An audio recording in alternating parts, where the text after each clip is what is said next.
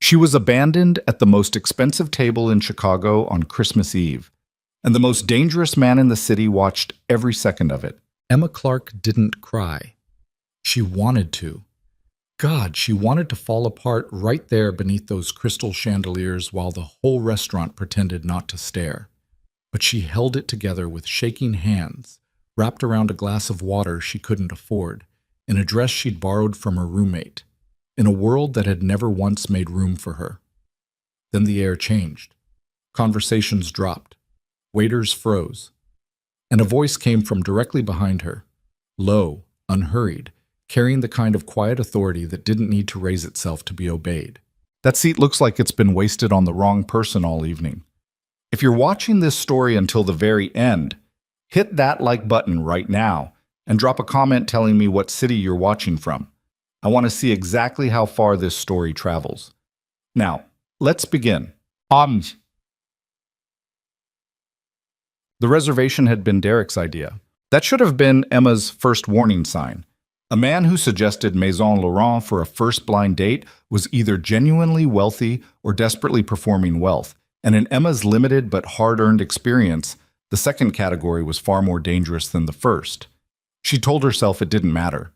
Her friend Julie had set them up with the kind of breathless, over-caffeinated energy that made Emma feel guilty saying no.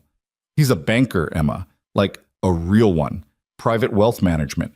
He went to Northwestern, as if Northwestern was a personality trait. As if a good university wiped away whatever else a man might be. She'd borrowed Sarah's black dress, the one with the modest neckline and the hem that hit just below the knee, conservative enough to signal she wasn't trying too hard, fitted enough to signal she'd tried, at least a little. She'd spent 45 minutes on her hair in the cramped bathroom of the apartment she shared with two other women, both of whom worked the same restaurant circuit she did, all three of them orbiting the same gravitational pull of tips and rent and the constant, exhausting arithmetic of staying afloat. The cab to Maison Laurent had cost her $16 she didn't have. She arrived 7 minutes early because Emma Clark was always early to things that mattered to her, and this had mattered to her even though she wouldn't have admitted that to anyone. She'd wanted it to go well. She'd wanted to sit across from someone who looked at her like she was worth looking at, who asked questions and actually waited for the answers, who made her feel like less of a ghost moving through a city that had never quite noticed she existed. The maitre d' had seated her at the table Derek reserved, a corner booth draped in white linen, lit by a small candelabra, overlooking the snow-dusted street outside the floor-to-ceiling windows. It was the kind of table that made you feel important.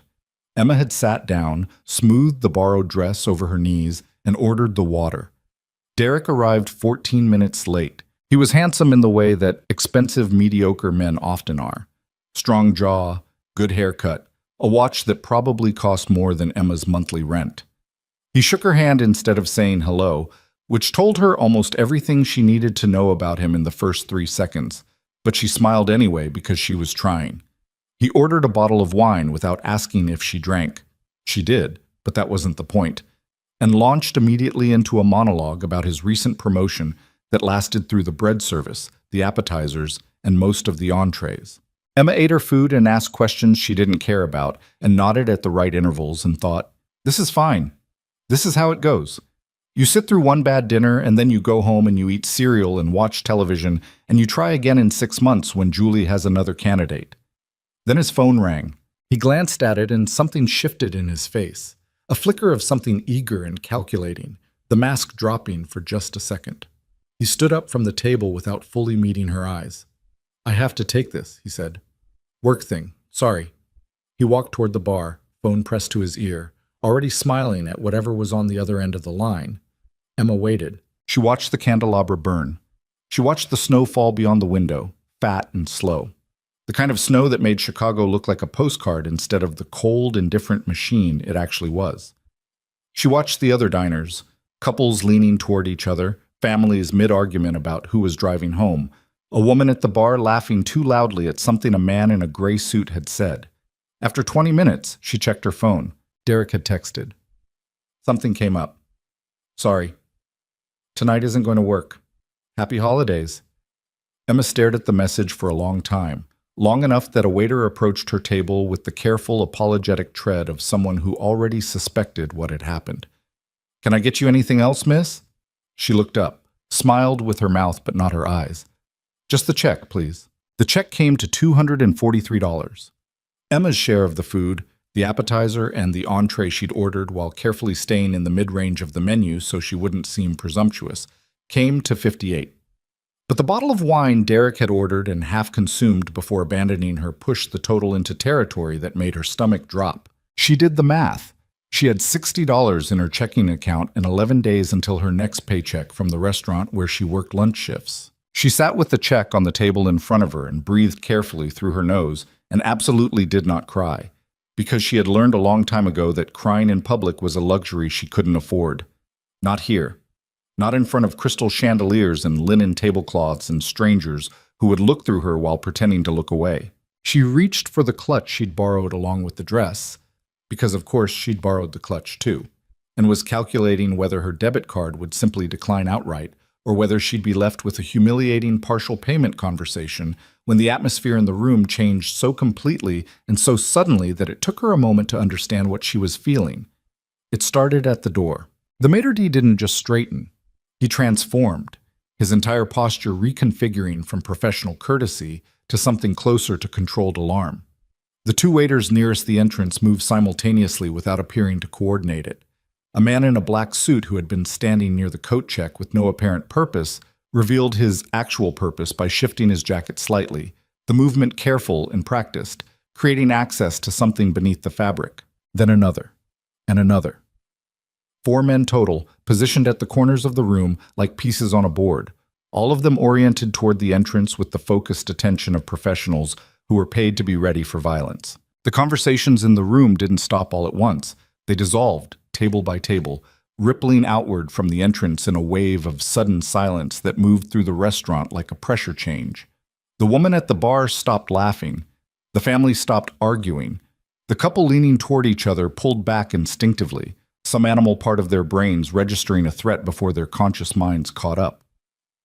Emma didn't turn around. She didn't know why she didn't turn around. Some instinct told her that turning around quickly was the wrong thing to do, that there was something happening behind her that required stillness.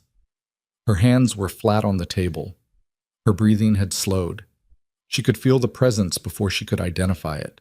A weight in the air, a gravitational shift, the sense that something had entered the room that was fundamentally different in kind from everything else in it.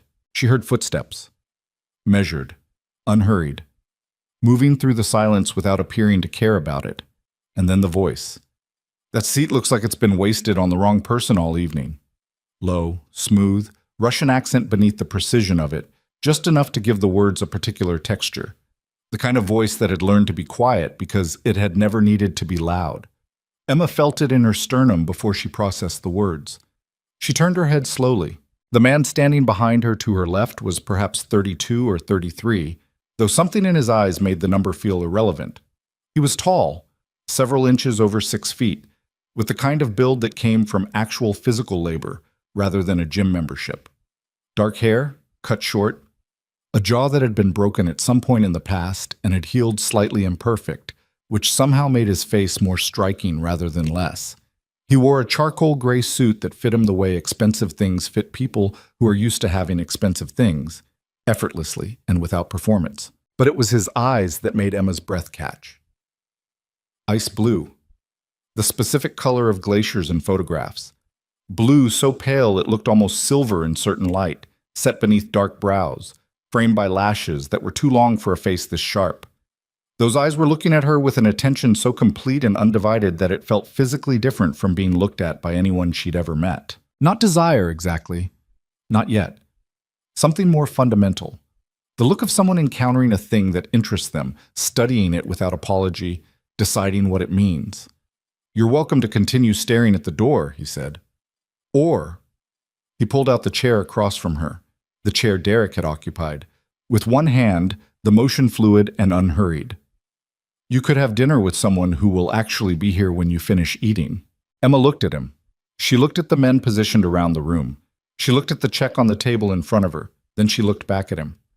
"I don't know you," she said. "No," he agreed. He sat down. "But you know the man who just left you with his wine bill? That seems like a useful comparison." Something about the directness of it, The complete absence of performance or flattery caught Emma off guard. She'd expected some variation of a line, something polished and practiced. This was neither. This was a man stating an observation as plainly as he would state the weather. "Emma Clark," she said, because she didn't know what else to do. "Dmitry Volkov." He signaled a waiter with 2 fingers, and the nearest server appeared at the table with the speed of someone who had been waiting to be summoned. "Take the check, and bring whatever she was going to order for dessert." He glanced at Emma. "What were you going to order?" "I wasn't going to order dessert." "What would you have ordered if the night had gone the way it was supposed to?" The question was strange, too specific, too perceptive. Emma looked at the menu she'd already memorized twice during the 20 minutes she'd spent waiting for Derek to return. "The chocolate fondant," she said, before she'd made a conscious decision to answer. Dmitry looked at the waiter. 2. The waiter vanished. Emma watched him go and then looked back at the man across the table. There were approximately 12 things she should be doing instead of sitting here, and she knew all of them. She should be excusing herself. She should be calling a cab. She should be going home to her borrowed dress and her shared apartment and her 11 days until payday, putting this whole disastrous evening behind her with the grim efficiency she'd developed for handling setbacks. She stayed. "You're not concerned," she said, "that a woman you've never met might take offense at you sitting down without asking." "I asked," he said, "after you sat." The corner of his mouth moved, not quite a smile. "If you'd wanted me to leave, you would have said so immediately." He wasn't wrong, and they both knew it, and Emma found that more unsettling than if he'd been wrong. She was trying to find the angle, the play, the routine, the thing this was actually about, because men like this, men who moved through rooms with armed guards and unhurried authority, did not sit down across from struggling waitresses at the end of failed blind dates out of simple human kindness. Nothing was simple. Nothing was free. "What do you want?" she asked. Dmitry looked at her steadily. "I want to have dessert," he said, and possibly an answer to a question that's more complicated than it sounds, but that can wait until after the fondant. The fondant arrived in less than 3 minutes, which told Emma a great deal about how quickly this kitchen could move when properly motivated. It was perfect. Dark, slightly bitter chocolate with a center that broke open at the first touch of a spoon, releasing something warm and almost unbearably good. Emma ate it and hated how much she enjoyed it, and noticed that Dmitry ate his with the focus of someone who took sensory pleasure seriously, without performing it. "Your question," she said when she'd finished. He set down his spoon. Those glacier eyes settled on her face with the same undivided attention as before, and Emma had the strange and uncomfortable sensation of being genuinely, thoroughly seen. Not in the way men usually looked at her, which was either through her or at the surface of her, but something more careful and complete, like he was reading something. "I need a wife," he said. The silence that followed was absolute. Emma put down her own spoon with a small, deliberate click. "I'm sorry?" "A wife. Specifically, a real marriage. License, public record, social presence. Someone who can be introduced to certain people in certain settings and hold the position convincingly." He paused. "Before you call this insane, which it is, let me explain the exchange." "The exchange?" Emma repeated. "You're working shifts at a restaurant that pays you $11 an hour plus tips on a good day. You have approximately—" He glanced at the clutch on the table with the brief focus of someone doing rapid calculation. "Less than $100 in your account right now. You borrowed both the dress and the bag, and you were sitting here calculating whether your debit card would decline before I sat down." Emma's entire body went cold and still. "How could you possibly—" "I've been watching this table since before you arrived," he said. It was not an apology. It was not a threat. It was simply a fact, stated with the same flat directness as everything else he'd said. And I am very good at reading people. She should have stood up. Every rational part of her brain, and Emma Clark was, under normal circumstances, a deeply rational person, was issuing clear instructions. Stand up, walk to the door, go home. She felt the instructions and did not move. "What does the exchange look like?" she asked. Her voice was level. She was proud of that. "You become Emma Volkov. Publicly, completely, convincingly. You move into my residence. You attend events when required, meet specific people, maintain the social reality of a marriage. In exchange, he reached into his interior jacket pocket and placed a card on the table between them. A plain white card with a number handwritten on it in black ink. This amount, deposited into an account in your name the morning after we sign, plus full coverage of all personal expenses for the duration. Emma looked at the number on the card. She looked at it for a long time. It was more money than she would earn in 6 years of lunch shifts. "Why," she said carefully, "does the most feared—" She stopped. Dimitri's expression didn't change. "You know who I am." "I recognized your name," she said. "I've worked in Chicago restaurants for 4 years. The staff talks." She held his gaze. "Why does a man like you need a marriage of convenience? You have 40 people in this room who would do anything you asked." "Because what I need is not obedience," he said. "I need someone who doesn't already know how to perform this particular role. Someone whose reactions will be genuine, whose history is clean, who can't be compromised by anyone who already has access to my world." He paused. "And because I watched a man abandon you tonight in the middle of dinner and you didn't fall apart. You sat here and you did your math and you held it together and you didn't beg anyone for anything. That is a specific kind of strength that is very difficult to find." Emma looked at him across the white linen table with the snow falling outside and the armed guards positioned at the edges of her peripheral vision and the number on the white card between them. And she thought about the $60 in her checking account, and the 11 days until payday, and the borrowed dress and the cab home that she was already dreading, and the apartment where Sarah would ask how the date went with the brittle hopefulness of someone who needed good news almost as badly as Emma did. "I need to think about it," she said. "Of course." He stood, buttoning his jacket with the same unhurried efficiency as everything else he did. He left a card on the table, a second one, this one with a phone number. "You have 48 hours. After that, I'll need to find another solution." He turned to leave. "Volkov." The name came out of her mouth before she'd decided to say it. He paused, turned back. Those eyes found her face immediately, without searching for it. "The guards," she said, "the ones positioned around the room, are they yours or are they here because someone is trying to kill you?" Something shifted in his expression. Not surprise exactly, but a recalibration, the look of someone revising an estimate upward. "Both," he said. "Those two things are not mutually exclusive in my life." Then he walked out through the restaurant while the armed men peeled away from their positions and followed him like shadows. And Emma sat alone again at the white linen table with 2 empty dessert plates and a phone number, and a number on a card that could change her entire life. And the snow fell outside the window onto the empty Christmas Eve streets of Chicago, and she thought, "I should go home." She didn't go home for another hour.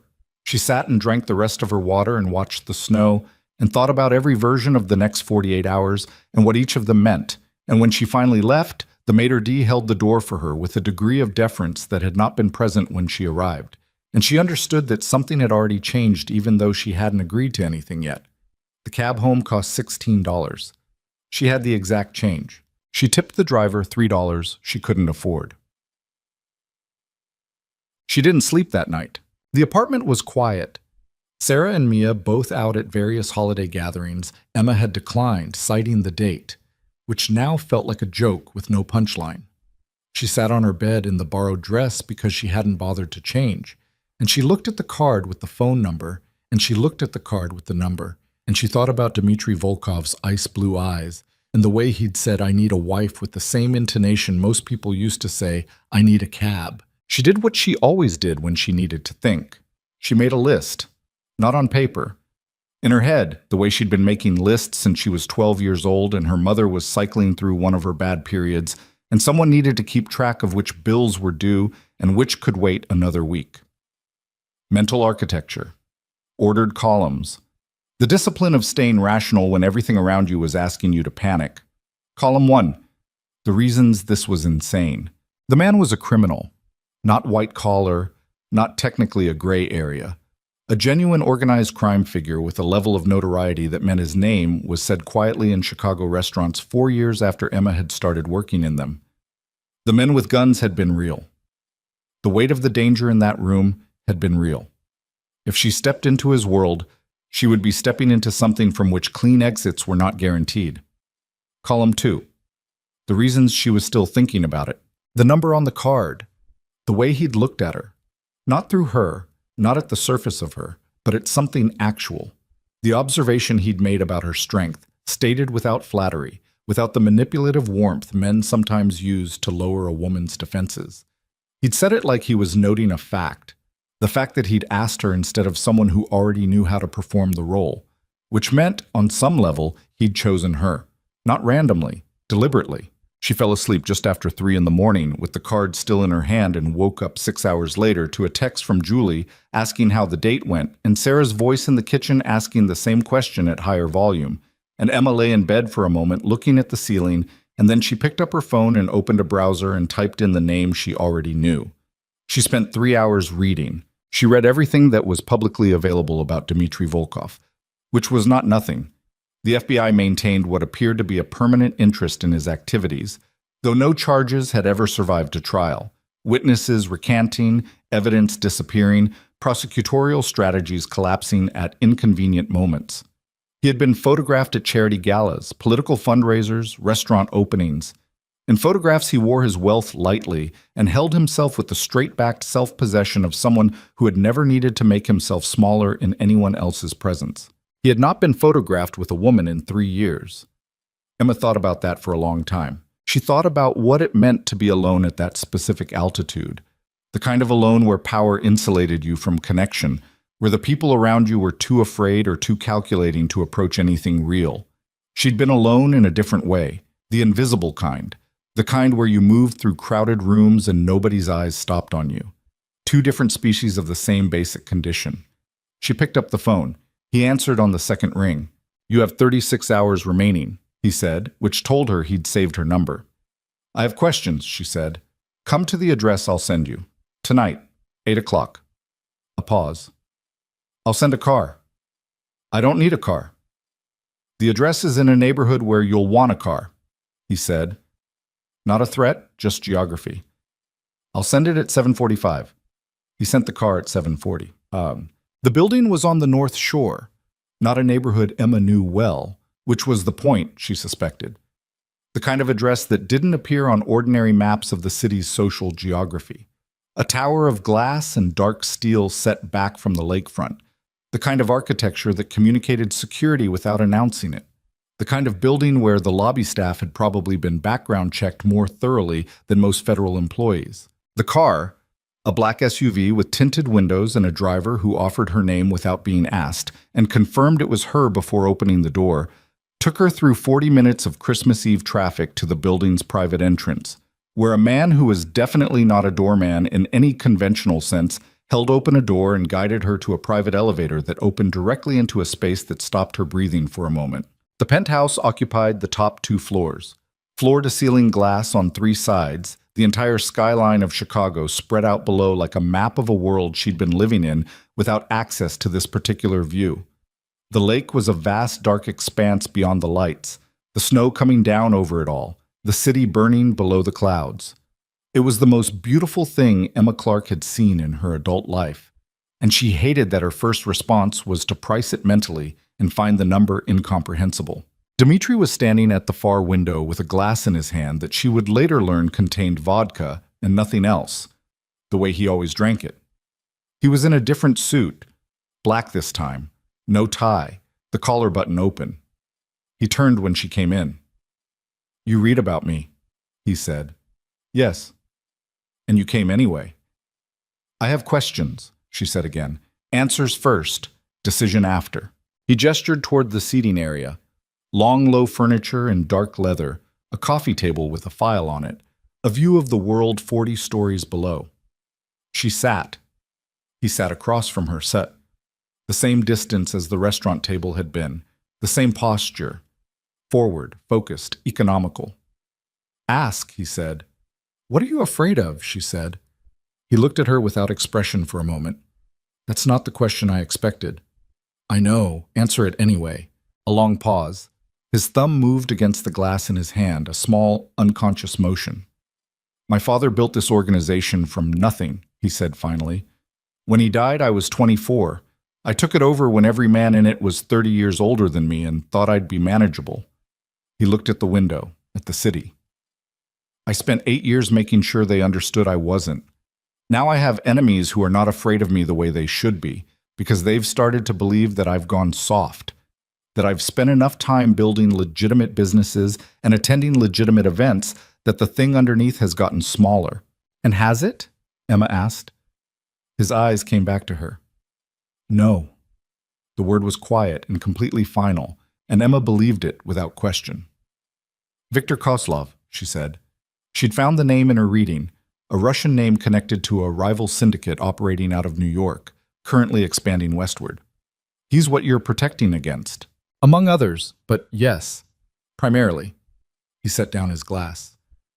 Koslov believes I'm isolated, that there's nothing personal in my life that can be used against me, but also nothing that stabilizes my alliances with the families that expect a certain kind of structure in the men they do business with. A wife changes the calculation on both sides. It signals permanence. It signals that there's something worth protecting, which reads differently than fear. It signals that you're vulnerable, Emma said. Yes, he said it without any attempt to soften it. But vulnerability, strategically placed, is a different kind of strength. It says I have something worth fighting for, which says I will fight. Emma looked at him. She thought about strategy and fear and the specific kind of math that powerful men did when they were trying to survive, and she recognized the structure of it. She'd been doing a smaller version of the same calculation for her entire life. What happens when it ends, she said. When the threat is neutralized, whenever that is. What happens to me? You walk away with what was agreed, you resume your life. And if something happens to you before that? He looked at her with what might have been approval. There is a document being prepared. If I'm killed during the term of the arrangement, you receive double the agreed amount, transferred immediately from a separate account that exists precisely for that contingency. Emma breathed. You've thought about this. I think about most things. She looked at the city below them. She thought about Sarah and Mia and the apartment and the lunch shifts and the $16 cab rides and the borrowed dresses and the man who had abandoned her at a restaurant table on Christmas Eve without enough basic decency to deliver the news in person. She thought about Dmitry Volkov telling her she had a specific kind of strength that was difficult to find. She thought about what it would feel like to stop doing the arithmetic of staying afloat for long enough to breathe. I have conditions, she said. Tell me. I keep working. She watched his face. Not the restaurant job? I don't need the income. But I'm in a program. Nights and weekends, hospitality management. I have 1 year left. Whatever this arrangement requires, it doesn't interfere with my program. Agreed. I have my own space in whatever residence is involved. Private. A room that's mine. There are 4 bedrooms. Take 2. Emma almost smiled. And I need to be able to contact a person outside of this situation. One person who knows broadly what's happening, not details. Just enough that if something happens to me, someone who isn't connected to you knows to ask questions. He looked at her for a moment. That is the most intelligent condition anyone has ever negotiated with me. Agreed? She said. Agreed.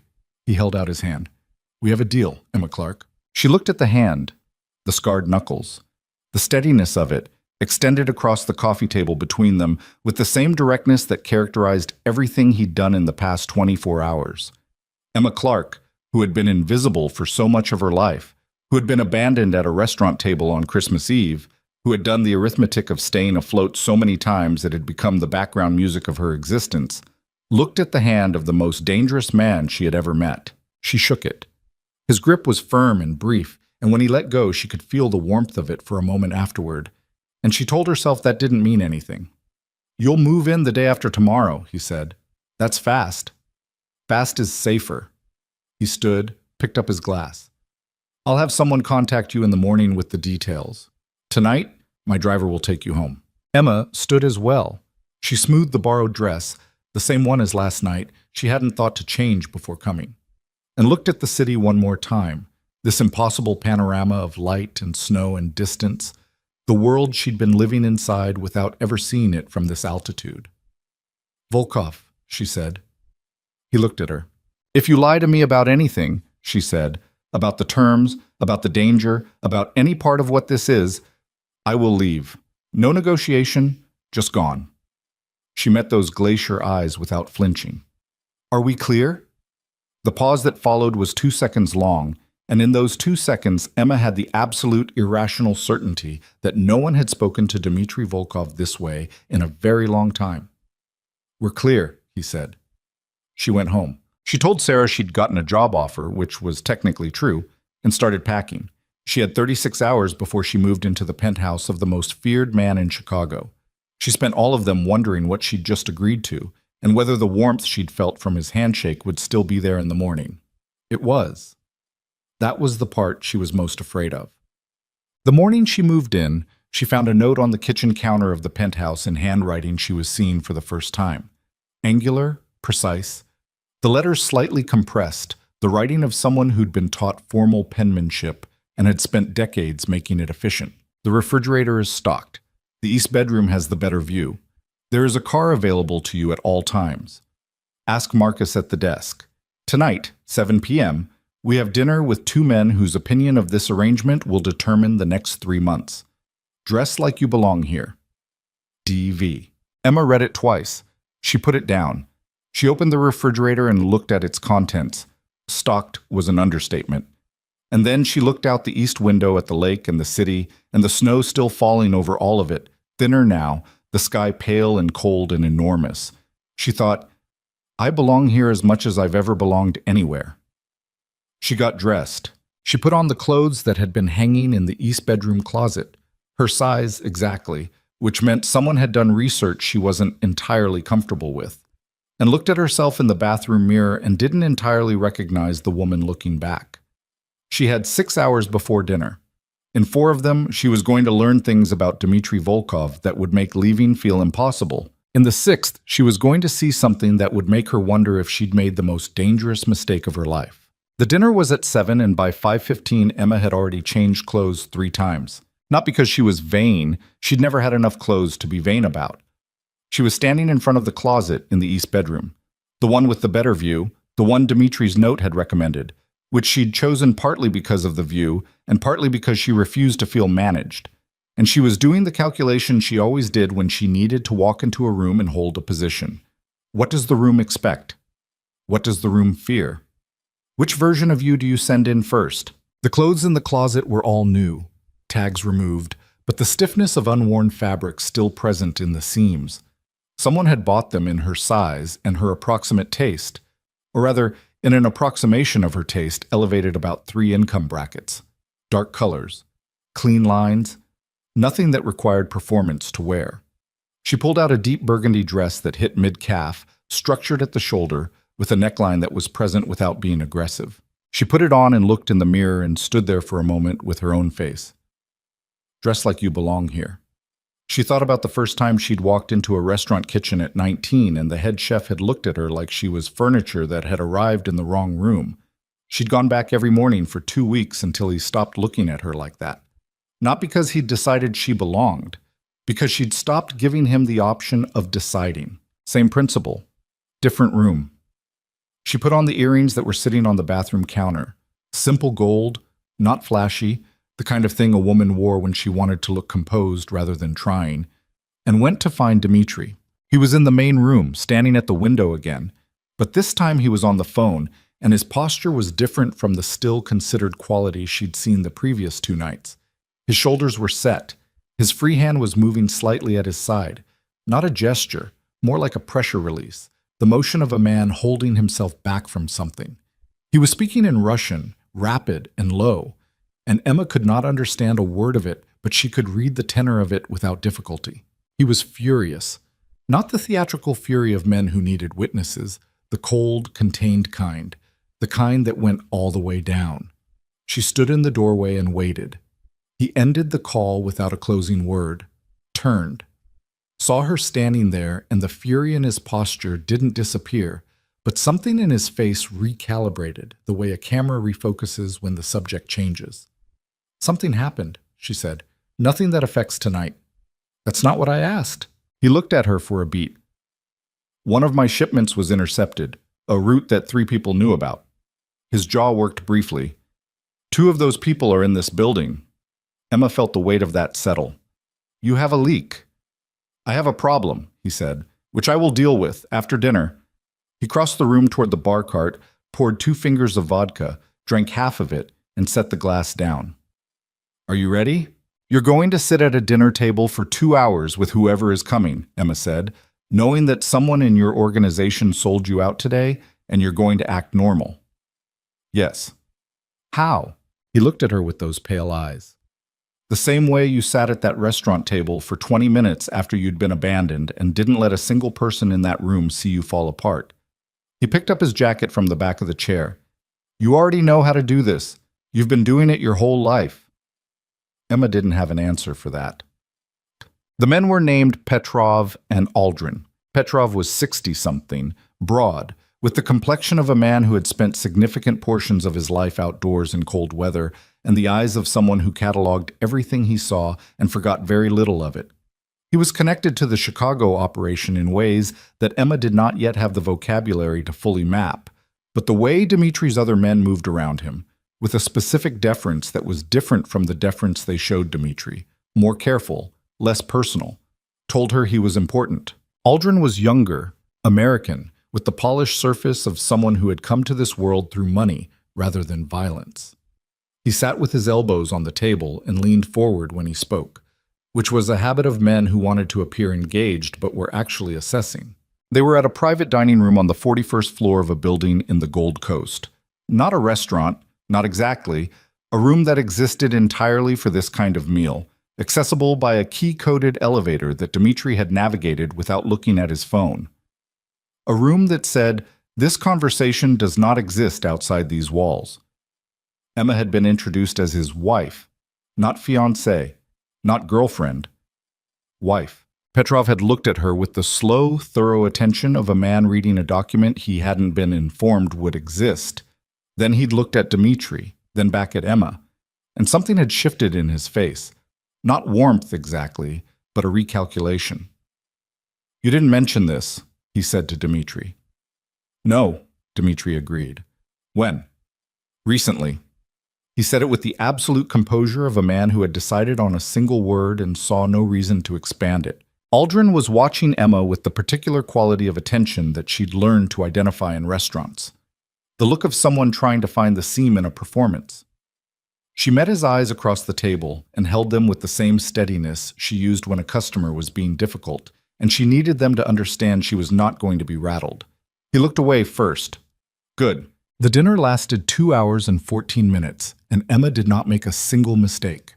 She answered questions with the right balance of directness and deflection, let Dmitri speak when the conversation entered territory she hadn't been briefed on, and twice, caught Petrov watching her with something that looked almost like reassessment. She didn't reach for Dmitri's hand or perform affection because she'd understood instinctively that performed affection would read as performed to these men, who had seen too many performed things to be fooled by them. What she did instead was be present, attentive to him without being deferential, the way a woman acts around a man she knows completely, including his silences. On the car ride back, Dmitri was quiet for 6 blocks. Then he said, Petrov will make 3 calls tomorrow morning. 2 of them will go the way I need them to go. Emma turned to look at him in the back of the SUV. And the third? The third is Kozlov. He was looking out the window. He'll tell him I have a wife now, that the situation has changed. A pause. Kozlov will want to see you. When? 3 weeks. There's a function, a legitimate one, a fundraiser, the kind of public event that certain people use for certain conversations. He turned to look at her. The city light moved across his face in strips. Can you do 3 more weeks of this before that happens? I just did 2 hours and 14 minutes of this with no preparation and 2 hours of sleep, Emma said. I think 3 weeks is manageable. The corner of his mouth moved. That not quite smile. You were very good tonight, he said. I know, Emma said, and looked back out her window and didn't let herself react to the warmth that had appeared somewhere in her sternum at those 4 words. The second week was when things started to crack. Not between Emma and Dmitri, between Emma and the world she'd agreed to inhabit, which turned out to have considerably sharper edges than the surface had suggested. It started with Roman. Roman Vasek was Dmitri's second-in-command, a lean, dark-haired man in his early 40s with a scar that ran from his left ear to his jaws. and the kind of face that had been handsome once and was now interesting in a more brutal way. He ran the daily operations of whatever the organizational structure actually looked like beneath the legitimate surface. And from the first morning Emma encountered him in the penthouse kitchen, pouring himself coffee with the ease of someone who had been in this space for years, he had looked at her like a problem that hadn't been solved yet. "You're up early," he said. Emma was also pouring coffee. She was in yesterday's clothes because she hadn't expected company before 7 a.m. "So are you." "I'm always here early." He looked at her over the rim of his cup. "You're not, usually." "I'm adjusting my schedule." "To what?" "To living here," she said. Roman put his cup down and leaned against the counter with his arms crossed, the posture of a man who had decided to say something he'd been holding for several days. "How much did he pay you?" Emma looked at him. She set her own cup down with a small, deliberate motion. "What exactly do you think you know? I know Dmitri doesn't fall in love over dessert at restaurants." His voice was flat and precise. "I know he doesn't bring women here. I know the timing of this is not coincidental." He pushed off the counter. "I also know that whatever you agreed to, you don't know the full price of it yet. And I'm going to be the one dealing with the consequences when that becomes a problem." "Is that a threat?" Emma said. "It's information." "The next time you want to give me information," Emma said, "you can do it when you've been invited into a conversation instead of ambushing me in a kitchen at 6:50 a.m. She picked up her coffee. "And for what it's worth, I'm not unaware that there are things I don't know yet. I'm paying attention. I suggest you notice that." She left the kitchen before he could respond. She shook for about 30 seconds afterward in the hallway, hands tight around the mug, the anger moving through her in the way it always did, sharp and hot, and then cold, and then gone, leaving only the focused clarity underneath. She'd been managing men who underestimated her since she was 19 years old. Roman Vasek was not a new species, but he'd said something she couldn't stop turning over. "Whatever you agreed to, you don't know the full price of it yet." She found out what he meant 4 days later. Dmitri had been gone since early morning. A meeting that had required him to leave before she woke up, noted on the kitchen counter in his compressed, angular handwriting. "Back by 4. Don't leave the building today. No explanation." She'd spent the morning on her coursework and was 3 chapters into an operations management textbook when Marcus called up from the desk to tell her she had a visitor. She hadn't been expecting anyone. The woman who came up in the elevator was perhaps 45, dressed in the quiet, expensive way of old European money, with dark hair pulled back severely and cheekbones that looked carved. She looked around the penthouse with the expression of someone seeing a room they had expected to find different and finding it exactly as expected, which was somehow worse. "Mrs. Volkov," she said. The name landed strangely. Emma stood from the couch and said, "I'm sorry, who are you?" "Irina Petrov." A pause. "My husband and I had dinner with you last week." Petrov. Emma recalibrated immediately. The wife, who had not been at dinner, who had not been mentioned, who was now standing in this penthouse with the precise stillness of a woman who had learned a long time ago how to enter a room and own it without appearing to try. "Please sit down," Emma said. Irina sat. She accepted the offer of coffee with a small incline of her head and watched Emma make it with the attentiveness of a woman cataloging capability. "I'll be direct," Irina said when Emma sat across from her with 2 cups between them. "Please," Emma said. "My husband called Viktor Kozlov 2 days ago." Emma kept her face even. "I'm aware of that. Kozlov sent someone to investigate you, your background, your work history, your family." Irina looked at her steadily. "Your mother." Emma felt something go cold in her chest. "What about my mother?" "She's in a treatment facility in Evanston." Irina said it without softness, but also without cruelty, like a doctor delivering a diagnosis. "She has been for approximately 8 months. You've been paying the difference between what her insurance covers and what the facility actually costs. It's a significant number." The cold in Emma's chest spread, not because the information was a surprise. She knew what it cost. She'd been managing that particular arithmetic for the better part of a year, but because the fact that Kozlov now had it meant something specific and ugly. "He's going to use her," Emma said. Her voice was steady. She was proud of that. He will use anything available to him. Irina looked at her with something that was not quite sympathy, but was something adjacent to it, the recognition of one woman for another who has been placed in a specific kind of danger. I'm telling you this because my husband has decided to support Dimitri's position, which means your safety is now connected to my husband's interests. A pause. But you needed to know this before Dimitri tells you or doesn't tell you, because how you handle the next week will matter more than you've been told. Emma looked at her. Why would Dimitri not tell me? Because he's been managing information about the Koslov situation very carefully, and because telling you about your mother means admitting that your personal life has already been compromised, and Dmitri Volkov does not easily admit the failures of his protection. Emma put her cup down. She looked at the city outside. Gray today, the sky low and heavy, snow threatening. She thought about her mother and the facility in Evanston, fragile and difficult, and the closest thing to a fixed point Emma had ever had, however imperfect. Thank you, she said. Irina stood. One more thing. She paused at the edge of the seating area. There's a man in Dimitri's organization, not Roman, someone beneath Roman, someone whose name you won't have heard yet. He's been feeding information to Kozlov for 11 months. She looked at Emma directly. Dimitri knows there's a leak. He does not yet know who. Emma absorbed this. Why are you telling me? Because you're paying attention, Irina said. I noticed that at dinner, and because the person who finds the leak first will be the person in the best position when this comes to a head. She moved toward the elevator. Welcome to the family, Mrs. Volkov. The elevator doors closed. Emma sat with her cold coffee and the information that had just been dropped on her like a building and thought, Roman was right. I didn't know the full price. Dimitri came back at 4:15 and Emma was waiting.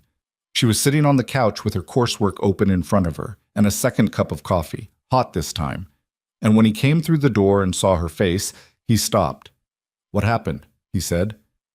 Irina Petrov was here. Something moved through his expression. Fast, controlled, but she caught it. Surprise and its immediate suppression. What did she say?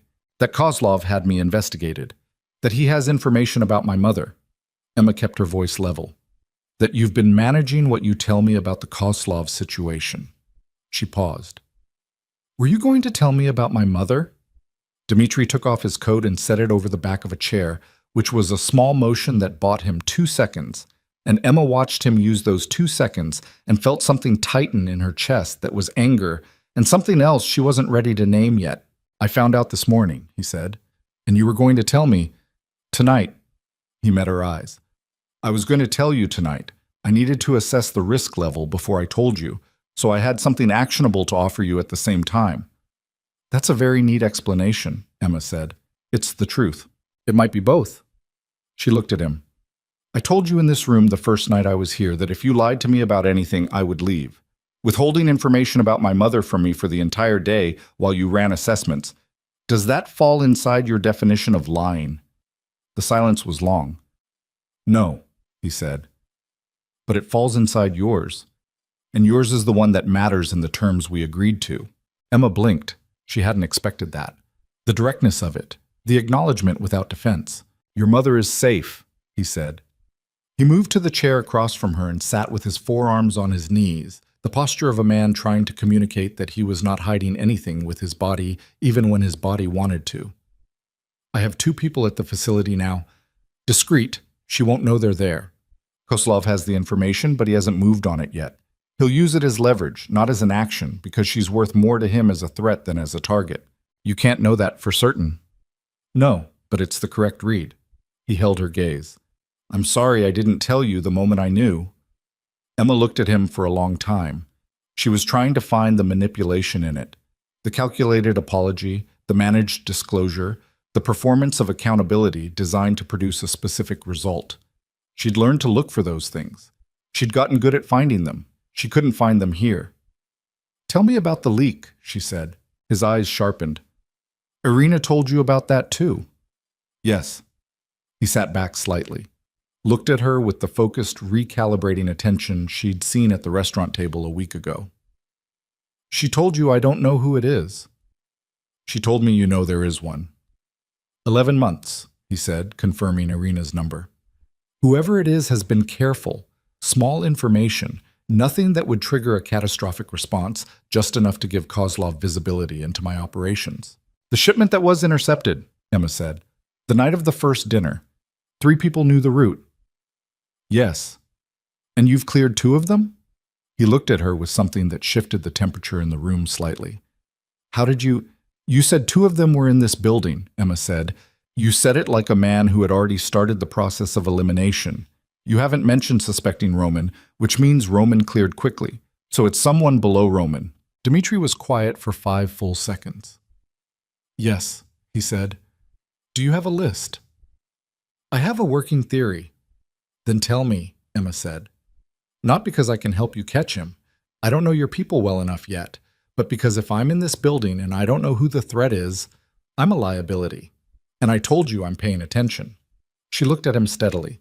Use that. The silence stretched between them, and Emma felt it.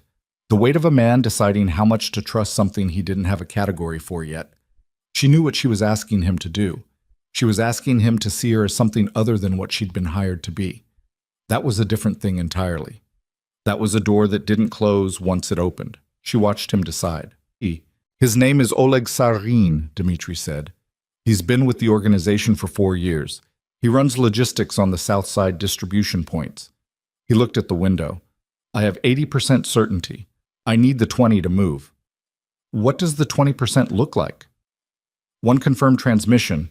I can see the pattern, but I can't see the act. Emma thought. Is there a delivery scheduled through his routes in the next 2 weeks? There's one Thursday. Tell him something about it that isn't true, Emma said. A detail, a time, a location, something specific. Tell only him. If that specific detail reaches Kozlov, then I have my 20%. Dmitri looked at her with an expression she hadn't seen on his face before. Not the recalibration of someone revising an estimate. Something quieter, something that moved beneath the surface of the controlled face he showed the world. That's a good play. It's basic operational security, Emma said. I read about it in a management textbook once.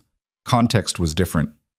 The context was exactly the same, he said, almost to himself. Emma stood. She needed to move, to put some distance between herself and the feeling building in the room, which was the feeling of 2 people discovering that they were more compatible than either of them had planned for. That was the dangerous thing. That was the thing Irina Petrov's visit had not prepared her for. I'm going to call my mother's facility, she said. I need to check on her. I have the direct line for her attending physician. I know her attending physician's direct line, Emma said without heat. I've been managing this for 8 months. She went to her room and called, and her mother's voice on the phone was the same voice it always was. Slightly foggy from the medication, present, but at a remove. Warm in the specific and imperfect way it had always been warm.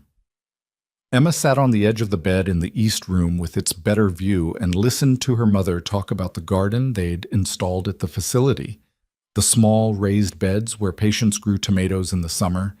And Emma said the right things and kept her voice easy and didn't say anything about what was happening 40 miles away in a penthouse with armed guards and a mafia boss who had just apologized to her and meant it.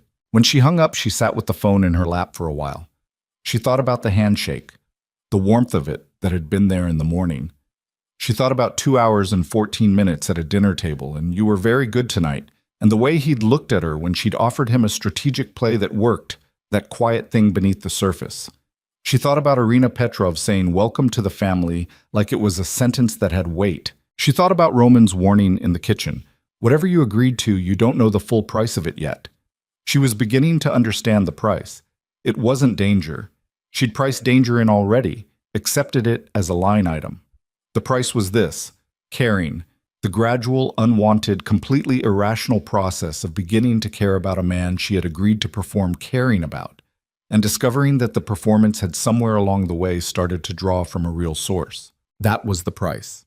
And it was higher than anything on the card he'd placed on the restaurant table. Thursday came. Dmitri told Oleg Sarin that the Thursday delivery had been moved to a different warehouse on the south side, a location that didn't exist, that Emma had suggested fabricating, that was specific enough to be convincing and verifiable enough to be tested. They waited.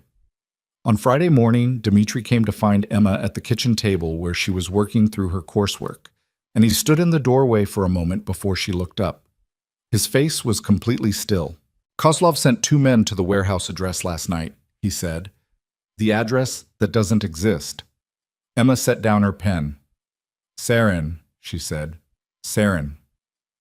He said it without inflection, which was worse somehow than anger would have been. The flat weight of a man who had trusted someone for 4 years and was now calculating what that trust had cost him. What happens now? Emma asked. Now I deal with it. He held her gaze. Stay inside today. He left. Emma sat at the kitchen table and listened to the building settle around her, and she thought about what deal with it meant in Dmitri Volkov's vocabulary, and she thought about the fact that she was not horrified by what it meant, which was its own particular revelation about who she was becoming inside these walls. By evening, Roman came to her door, not to threaten her this time. He stood in the doorway with his arms at his sides and his scarred face unreadable, and he looked at her with something that might have been, if she was reading it right, a grudging and specific respect. The Sarin thing, he said. Yes? That was yours. Dmitri made the call, after you gave him the play. Roman looked at her steadily. I've been with him for 9 years. In 9 years, I've seen him trust one person completely, and that person is buried in New Jersey. He paused. He told you about Sarin. He told you the number, 80%. He doesn't give numbers like that to people. Emma said nothing. I was wrong about you, Roman said. It cost him something to say it. She could hear it in the compression of the words, the way a man sounds when he's doing something his nature resists. Not wrong that this is complicated, but wrong about what kind of person you are. Okay, Emma said. He started to turn away. Roman. He stopped. The leak is handled now, but Kozlov knows he's been blocked. He sent those men, and they found nothing, and now he knows we know about him. She watched Roman's profile. What does he do when he's been blocked? Roman turned back. His expression had changed. He escalates, he said. How? Roman was quiet for a moment. Then, he comes at things that aren't supposed to be targets. Emma felt it then, the specific weight of what that meant. The thing Irina had said. Leverage. Her mother in the facility in Evanston behind 2 people Dmitri had placed there who were discreet and present and not nothing, but also not enough. Not if Kozlov decided that the leverage was worth converting into something harder. She thought about Dmitri's face when he'd said, I'm sorry I didn't tell you, and meant it. She thought about this feeling in her sternum that kept coming back no matter how many times she told it to stop. She thought about the fact that she had $60 in her checking account 14 days ago and a borrowed dress and a cab she almost couldn't afford. And now she was standing in a 40-story penthouse figuring out how to protect the most dangerous man in Chicago from the inside out. She thought, there is no version of the next few weeks that ends the way we planned. She thought, I knew that the moment I shook his hand. Then Dmitri's voice came from somewhere behind Roman, moving down the hallway with the compressed energy of someone who had just done something irreversible and was already moving past it. Emma. He appeared in the hallway, still dressed from whatever the day had been, shirt sleeves rolled to the forearms, something dark on the cuff that she did not let herself look at directly. We have a problem. I know, she said. He stopped, looked at her. Kozlov called Petrov 20 minutes ago. He knows about the fabricated address. He knows it was a trap. He held her gaze. He also said, a pause that lasted exactly long enough for Emma to feel her heartbeat, that he'd like to meet Mrs. Volkov personally, next week. Not at the fundraiser, privately. Emma looked at him. He's moving the timeline, she said. Yes? Because he wants to assess me before the public event. He wants to find the seam. Yes, she breathed. What happens if he finds one? Dmitri looked at her with those glacier eyes in the hallway light, and what she saw there was not the composed, unhurried authority she'd seen across restaurant tables and dinner parties. What she saw was something older and raw, something that lived beneath the controlled surface and had not been visible until this moment. Fear, not for himself. Then this stops being strategy, he said quietly, and starts being war. Emma held his gaze for 3 seconds. Then we'd better make sure, she said, that he doesn't find one. She watched him look at her. She watched him see her. Not the arrangement, not the woman he'd hired, not the performance of a wife, but her, Emma Clark, standing in a hallway 40 stories above Chicago, holding her ground in the middle of something that had grown far beyond what either of them had agreed to. And she watched him realize in real time that he was in serious trouble, not from Koslov, from her. The meeting with Koslov was set for Tuesday, 4 days. Dmitri gave her 4 days to prepare, which was not enough, and both of them knew it. But Koslov had set the terms, and Koslov was not the kind of man whose terms got renegotiated without consequence. The location was a restaurant in River North, public, theoretically neutral, the kind of place where powerful men conducted dangerous conversations behind the cover of normal life. Emma had worked 3 blocks from that restaurant for 2 years. She knew the neighborhood. She knew the way the lunch crowd moved through it, the sound of it, the specific quality of light through those north-facing windows in winter. Knowing the neighborhood was not going to be enough. Dmitri spent the first 2 days briefing her, not sitting her down with a document and walking through it. Nothing that formal.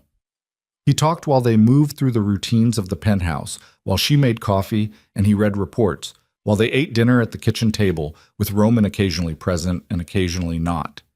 He talked about Koslov the way a man talks about a wound he's learned to work around.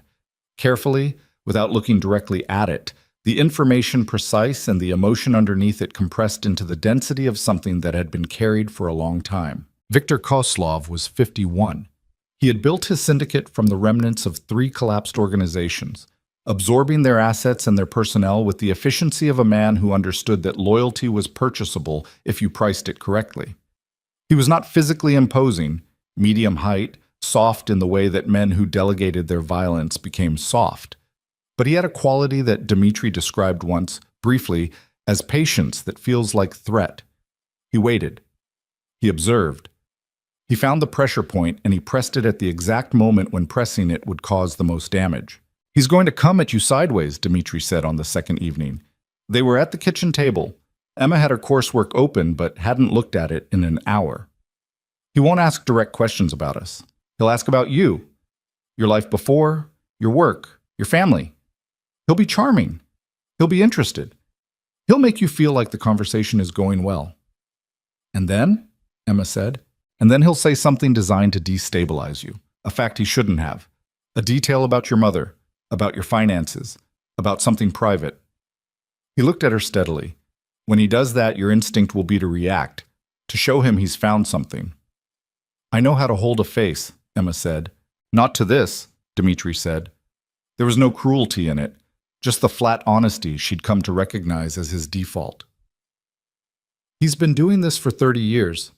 He's watched people hold faces for 30 years. He knows what controlled looks like from 10 feet away." "Then what do I do?" Dmitri was quiet for a moment. He looked at the table between them, at the space where his hands rested, and Emma watched him work through something, not the strategy, she thought, something harder. "You stop trying to control your reaction," he said. "You let him see something real, not the thing he's looking for, something else real. Anger, boredom, the specific irritation of a woman who has heard this kind of testing before and finds it beneath her." He looked up. "Make him feel like he underestimated you. That's more unsettling to him than a perfect performance." Emma looked at him. "You've thought about this a lot." "I've been thinking about how to protect you for 2 weeks, he said. He said it the same way he said everything. Directly, without decoration, without appearing to notice that it was the kind of statement that changed the temperature of a room. Emma looked at her coursework. "Okay," she said. "Tell me everything else." He thought. Tuesday morning arrived gray and cold, the kind of Chicago winter morning that felt personal. Emma dressed alone. She'd refused the offer of someone to help her. A woman whose name she hadn't caught, clearly experienced in the specific art of dressing women for high-stakes appearances, because she needed the 40 minutes of solitude to build something inside herself. The burgundy dress again. She'd worn it to the Petrov dinner, and it had worked, and she was not superstitious, but she was practical, and practical and superstitious were sometimes the same thing. Dmitri was waiting in the main room. He was wearing the charcoal suit again, the one from the restaurant, the first night, a detail she noticed and did not comment on. He looked at her when she came in with the same focused, complete attention as always. The kind of look she'd spent 2.5 weeks learning to receive without it affecting her equilibrium. She'd gotten better at it, not good enough. "Ready?" he said. "No," she said. "Let's go." Something in his face shifted. Not quite a smile, but its structural precursor, the thing that happened in his jaw and his eyes before the smile formed. Emma turned toward the elevator before it could complete itself. The car ride was 20 minutes through mid-morning traffic. Dmitri sat beside her in the back of the SUV, and the city moved past the tinted windows, and neither of them spoke, which was a different kind of silence from the ones they'd had before. This one had weight. This one was the silence of two people who had covered the available ground of preparation and were now simply waiting for the thing to begin. His hand was on the seat between them, 2 inches from hers. Emma looked at it once and looked away. The restaurant was called Alder, street level, exposed brick, the kind of cultivated casualness that cost a great deal of money to maintain. 2 of Dmitri's men were already inside. She clocked them without appearing to look, a habit she'd been developing without fully meaning to, the peripheral mapping of a room for exits and positions, and the location of people who were something other than what they appeared to be. She'd started doing it 3 days into living in the penthouse, and hadn't been able to stop. Viktor Kozlov was already seated. He stood when they approached, medium height, as advertised, a gray suit, impeccably fitted, a face that was open and pleasant in a way that her body registered as incorrect before her brain finished processing it, the face of a man who had learned to wear warmth as a tool. Brown eyes that were doing the same thing Dmitri's always did, reading, cataloging, assessing, but where Dmitri's attention felt like a searchlight, Kozlov's felt like a hand moving slowly through water, disturbing the surface gently, looking for what lay beneath without announcing the search. "Dmitri." The 2 men shook hands with the controlled formality of people who have extensive and violent history with each other, and have agreed to set it aside for 90 minutes. Then Kozlov turned to Emma, and his expression shifted into something warmer, more personal, and Emma felt it. The deliberate application of charm, precise as a surgical tool. "And this must be Emma, Mrs. Volkov," Emma said. She shook his hand. His grip was measured, firm enough to communicate respect, brief enough to communicate that he was not performing, a practiced handshake. She filed it. They sat. The first 40 minutes were exactly what Dmitri had described. Kozlov was charming. He asked about her work history. She told the version she and Dmitri had refined, close enough to truth that no detail would crack under examination. He asked how they'd met, and Emma told the restaurant story with the modifications that made it a love story instead of a transaction. And she watched Kozlov listen to it with the attentiveness of a man checking a document against a known original. He asked about her family. Emma had prepared for this. "My mother is in Evanston," she said. "She's been dealing with some health issues. She's doing better." Flat, factual, slightly dismissive of the topic. The tone of a woman who doesn't discuss this with people she's just met. Kozlov nodded. Moved on. The food came. Dmitri ordered for both of them without consulting her, a thing they'd agreed on beforehand as a signal of the kind of easy familiarity that came from actual intimacy. And Emma watched Kozlov notice the gesture and file it. Then, 43 minutes in, Kozlov set down his fork. He looked at Emma with the pleasant, open expression that her body kept registering as wrong. "You know," he said conversationally, "I've done some research on you. I hope you don't mind." "Of course," Emma said. Emma Clark, 27. 4 years in Chicago restaurant work, before that 2 years at a hospitality program downstate. Your father left when you were 9. Your mother has been in and out of treatment facilities since you were 14. He said it the way someone reads a grocery list, the devastation of the content entirely separate from the tone of its delivery. You've been carrying the cost of her current placement on a waitress's salary for 8 months. Emma looked at him. She did not react. She let herself feel the invasion of it, the specific violation of having the private arithmetic of your survival laid out on a restaurant table by a man who had assembled it as a weapon. And she let some of that feeling show, not controlled, not performed, but real. The specific cold anger of a person who has been assessed as vulnerable. "I don't mind research," she said.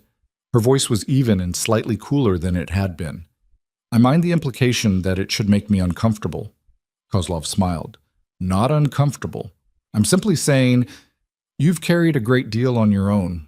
It's admirable. A pause. It must be a relief to have found someone with resources.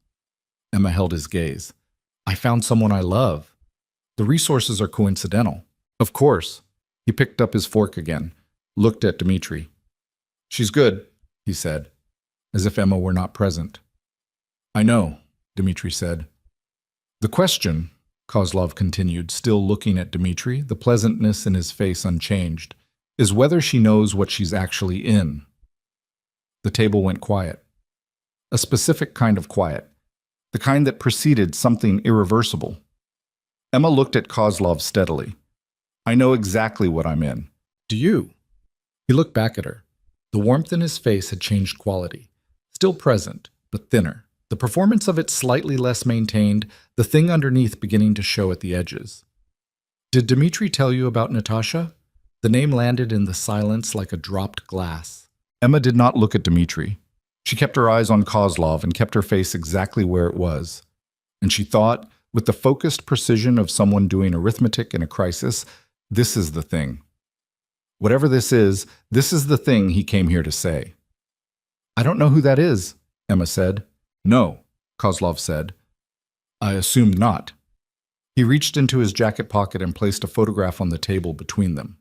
He did it slowly, deliberately, the gesture of a man who had been waiting to make it. Her name was Natasha Volkov. She was Dmitri's wife, his actual wife. He paused. She died 14 months ago. Emma looked at the photograph. A woman, dark-haired, dark-eyed, the kind of beauty that was almost architectural in its precision, standing beside a younger-looking Dmitri. Not young, but something around his eyes that was different, less sealed, something present in his face that Emma had not seen in the 2.5 weeks she'd known him. She looked at the photograph for 3 seconds. Then she looked at Kozlov. Why are you showing me this? She said.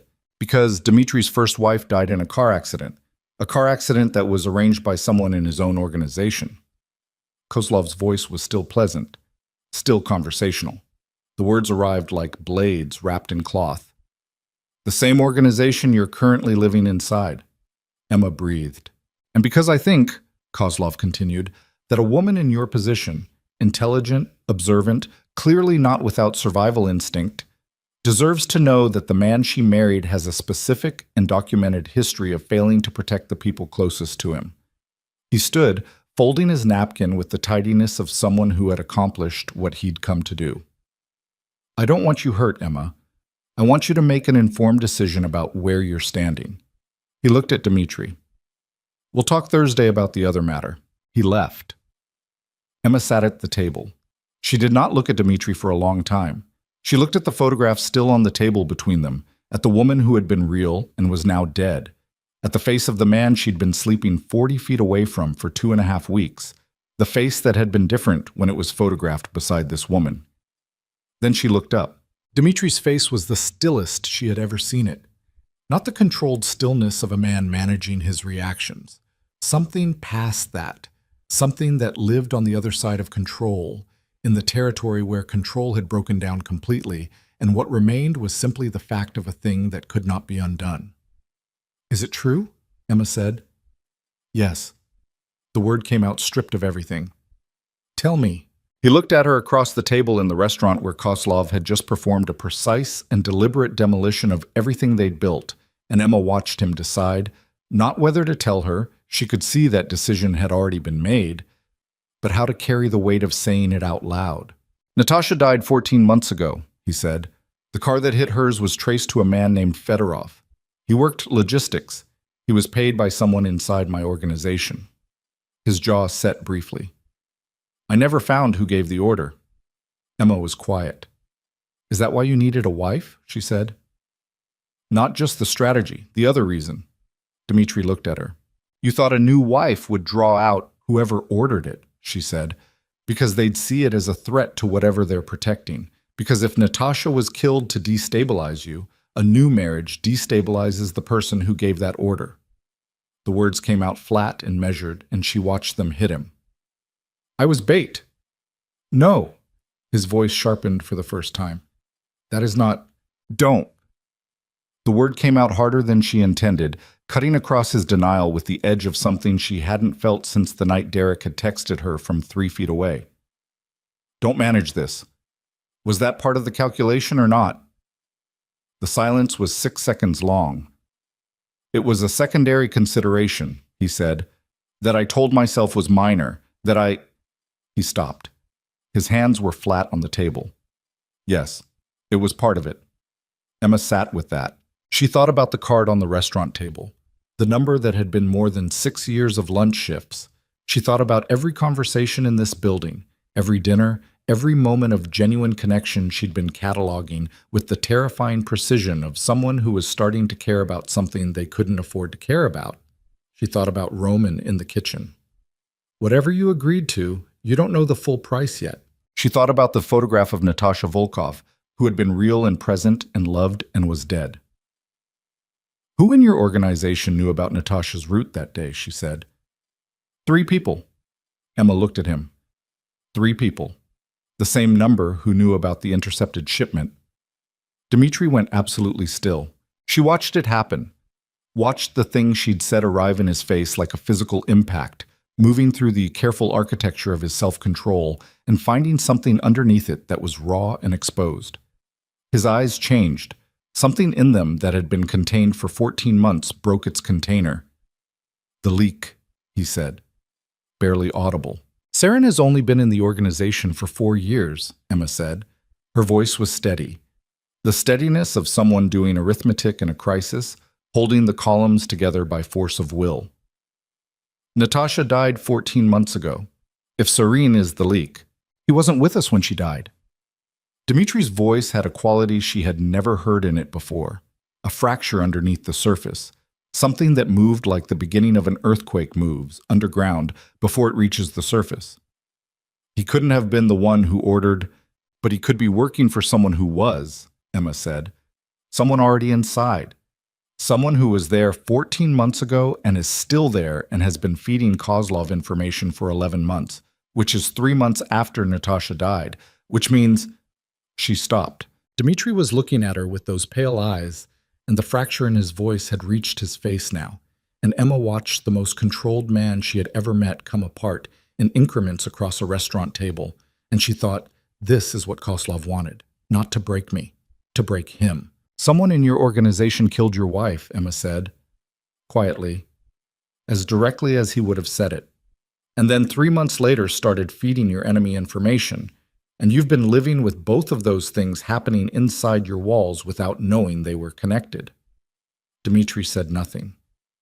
Does Roman know about Natasha's case, the investigation into Fedorov?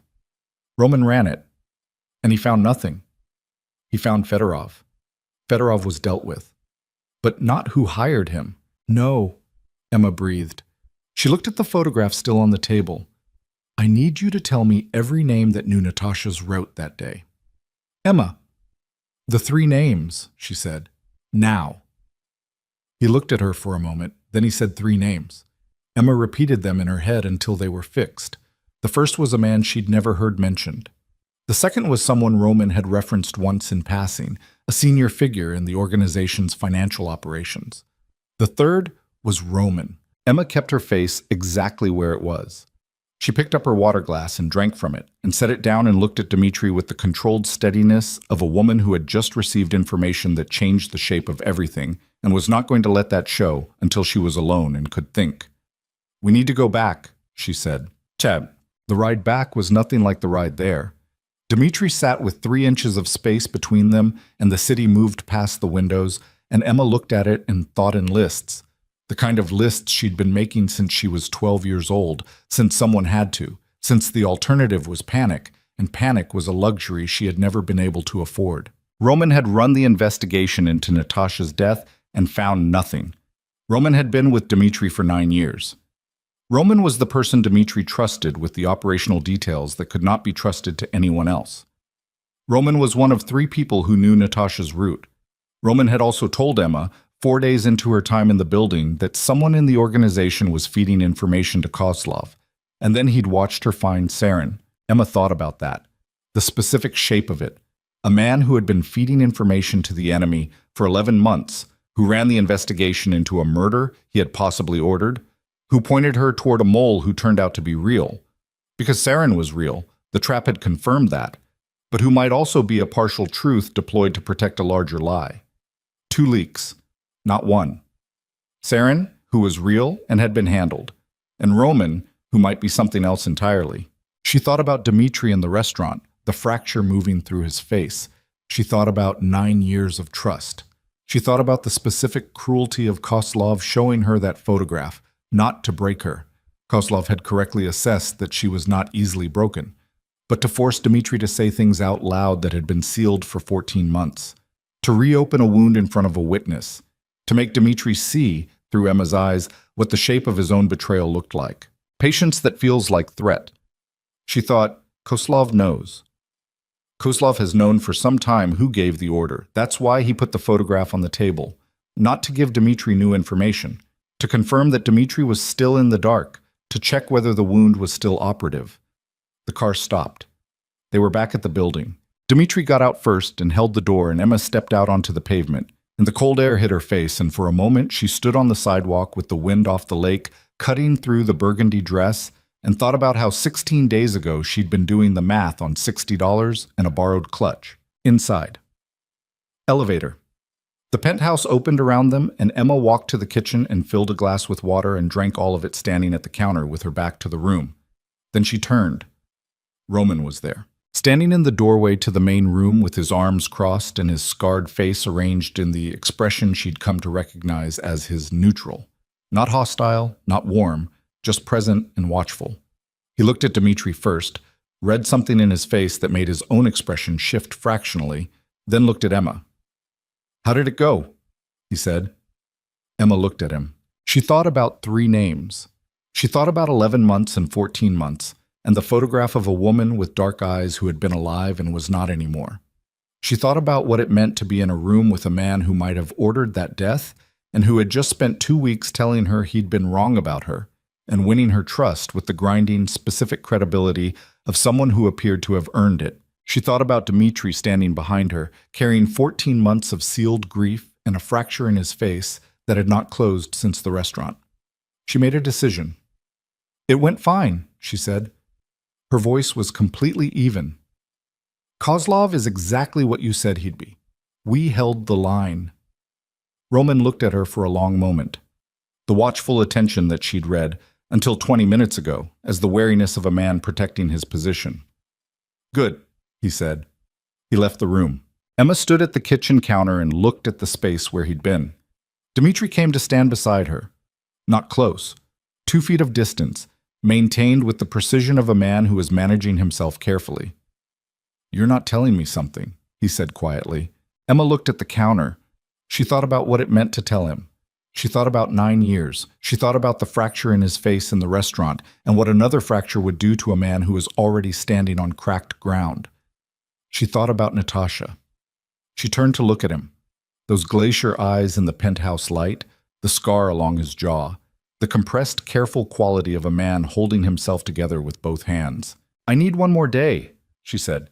"Before I tell you what I'm thinking, I need to be certain." He looked at her. "Why?" "Because if I'm right," Emma said, "what I'm about to tell you is going to be the worst thing you've heard in 14 months. And I'm not going to say it until I'm certain enough that you can act on it instead of just surviving it."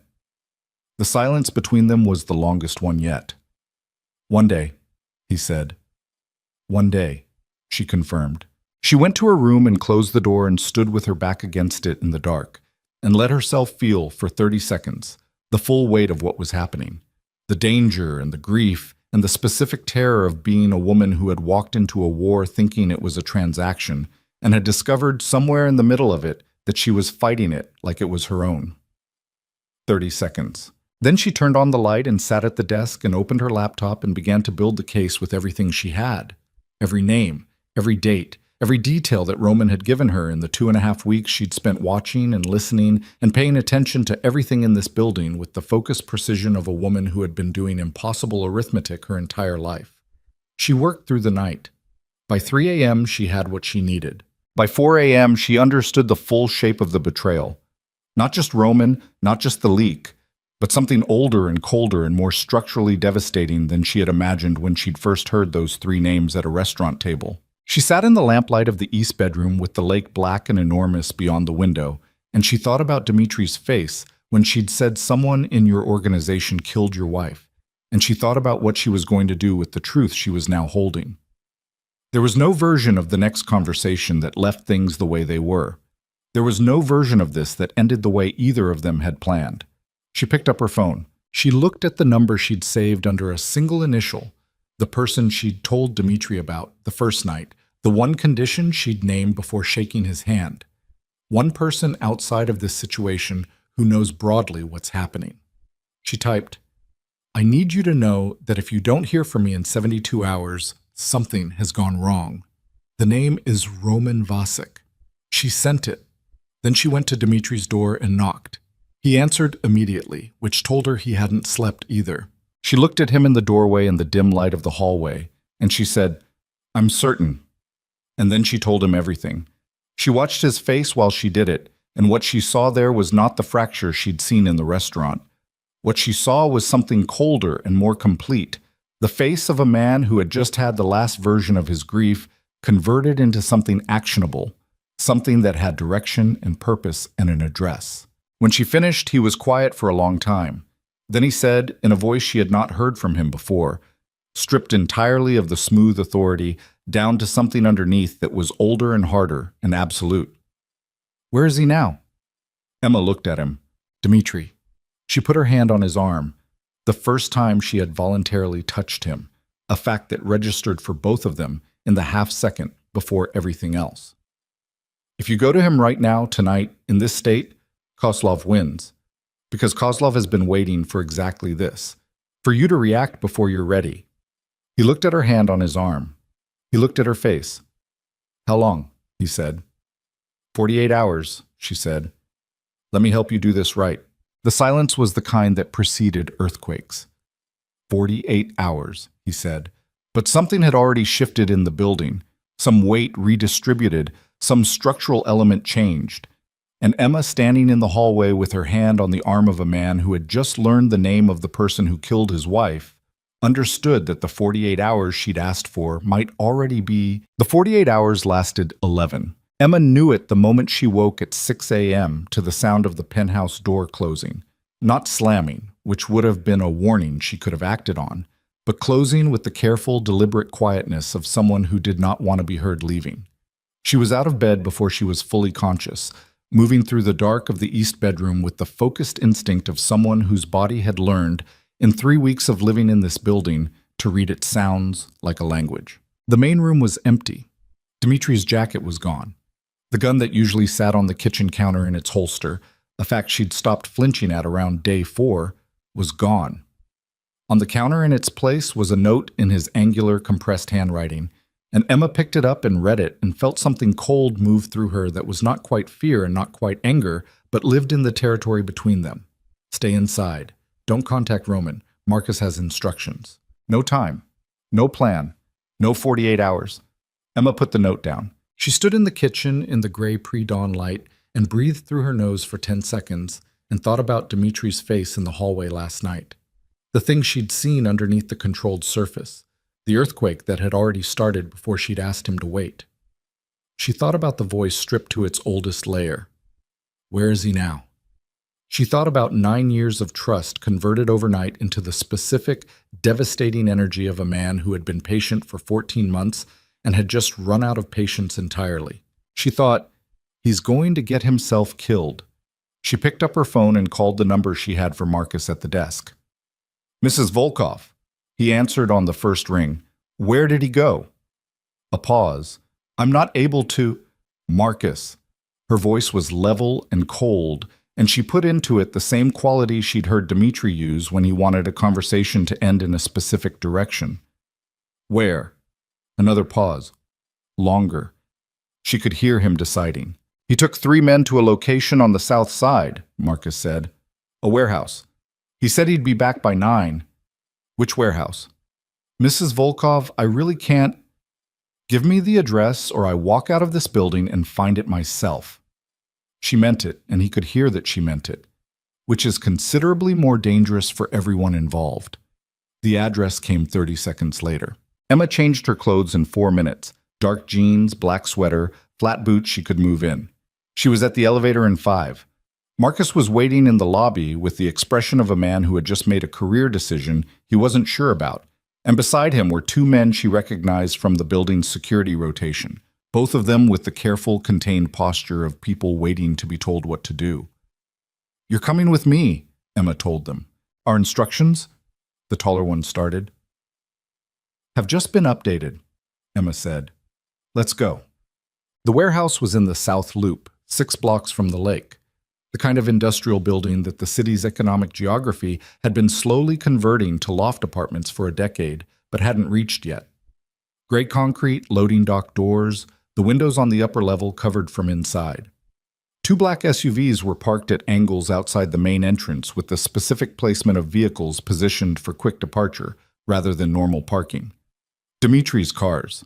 Emma's driver pulled up half a block back and stopped, and Emma looked at the building through the windshield and thought about what was happening inside it, and felt her heartbeat doing something she didn't have time to indulge. Then she heard it. A sound from inside the building. Not quite a gunshot, something heavier, a concussion that moved through the wall and the air and arrived in Emma's sternum like a fist. Then another. Then silence that was worse than the sound. Emma was out of the car before the second echo died. "Mrs. Volkov," the taller guard started. "Stay here," she said. "If I'm not out in 10 minutes, call Petrov, not the police, Petrov." She looked at him until he nodded. Then she moved toward the building. The side door was unlocked. Someone had come through it recently enough that the latch hadn't fully caught, the door resting against the frame without sealing. Emma pushed it open slowly and stepped into the building's interior. It was a single large space, the kind of warehouse that had been used for storage and then abandoned when the economics shifted. Concrete floors, iron support columns, light coming through the covered upper windows in thin strips. The smell of the place was cold and mineral, and something underneath it that she identified and did not look at directly. Dimitri was standing 30 feet away. He was alive. That was the first thing she registered, so quickly that she understood in the registering of it how much she had been terrified he wouldn't be. He was standing with his back partially to her, his posture carrying the specific tension of someone in the aftermath of extreme physical exertion. Shoulders high, breathing visible. The controlled collapse of a body coming down from adrenaline. 3 of his men were positioned around the space, 2 of them with the watchful stillness of people waiting for orders. One of them sitting against a support column with his hand pressed to his shoulder and his face the color of old paper. Roman was on his knees on the concrete floor 8 feet from Dimitri. His hands were behind his back. His face was turned slightly away, and Emma could see from where she stood the damage that had been done to it. The eye swollen shut, the cut along his cheekbone, the split in his lower lip that was still seeping. He was breathing in the shallow, careful rhythm of someone managing pain, each inhale a controlled decision. Dimitri heard her before she spoke. He turned, and his face when he saw her did several things in rapid succession.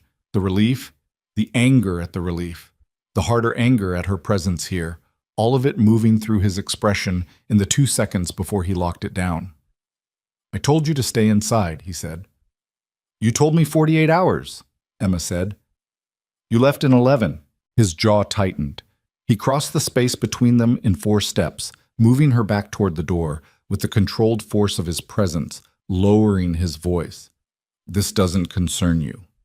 Emma looked past him at Roman on the floor, at the man against the column with his hand over his shoulder, at the 2 standing guards, at the gun still in Dimitri's right hand, held with the casual familiarity of long use. "It concerns me entirely," she said. "I'm the one who told you last night. Whatever happens here, it runs through me." "Emma, did he talk?" Dimitri looked at her for a beat. The anger in his face was real, present, but underneath it was something she recognized, the exhaustion of a man who had been carrying something alone for a very long time and had run, finally, out of the capacity to carry it. "Not enough," he said. "What does that mean?" "It means he confirmed the order for Natasha." The words came out stripped, flat, delivered with the precision of someone who had decided the only way to say them was without weight, because with weight they were unsurvivable. He will not give me Kozlov's role in it. Because Kozlov wasn't involved, Emma said. Dmitri's eyes sharpened. I've been thinking since 3 a.m., Emma said. Kozlov put the photograph on the table. He knew about Natasha's death, about the investigation, about Fedorov, but he presented that information to destabilize you, not to take credit for it. A man who ordered a hit doesn't use it as leverage. He buries it. The fact that Kozlov is using Natasha's death as a weapon against you means he didn't control it. She held his gaze. Roman acted alone.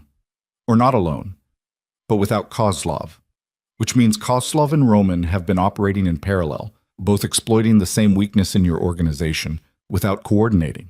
The warehouse was very quiet. Dmitri looked at her with an expression she had no previous category for. Why? He said. Not to Roman, to her. Why would Roman act alone? Emma looked past him at the man on the floor. At the scarred face, one eye swollen shut, turned slightly away. She thought about 9 years. She thought about the specific quality of Roman's wariness when she'd arrived, the way he'd come to her kitchen at 6:50 a.m. to warn her, the grudging respect he'd shown after the sarin operation. She thought about what it looked like from inside.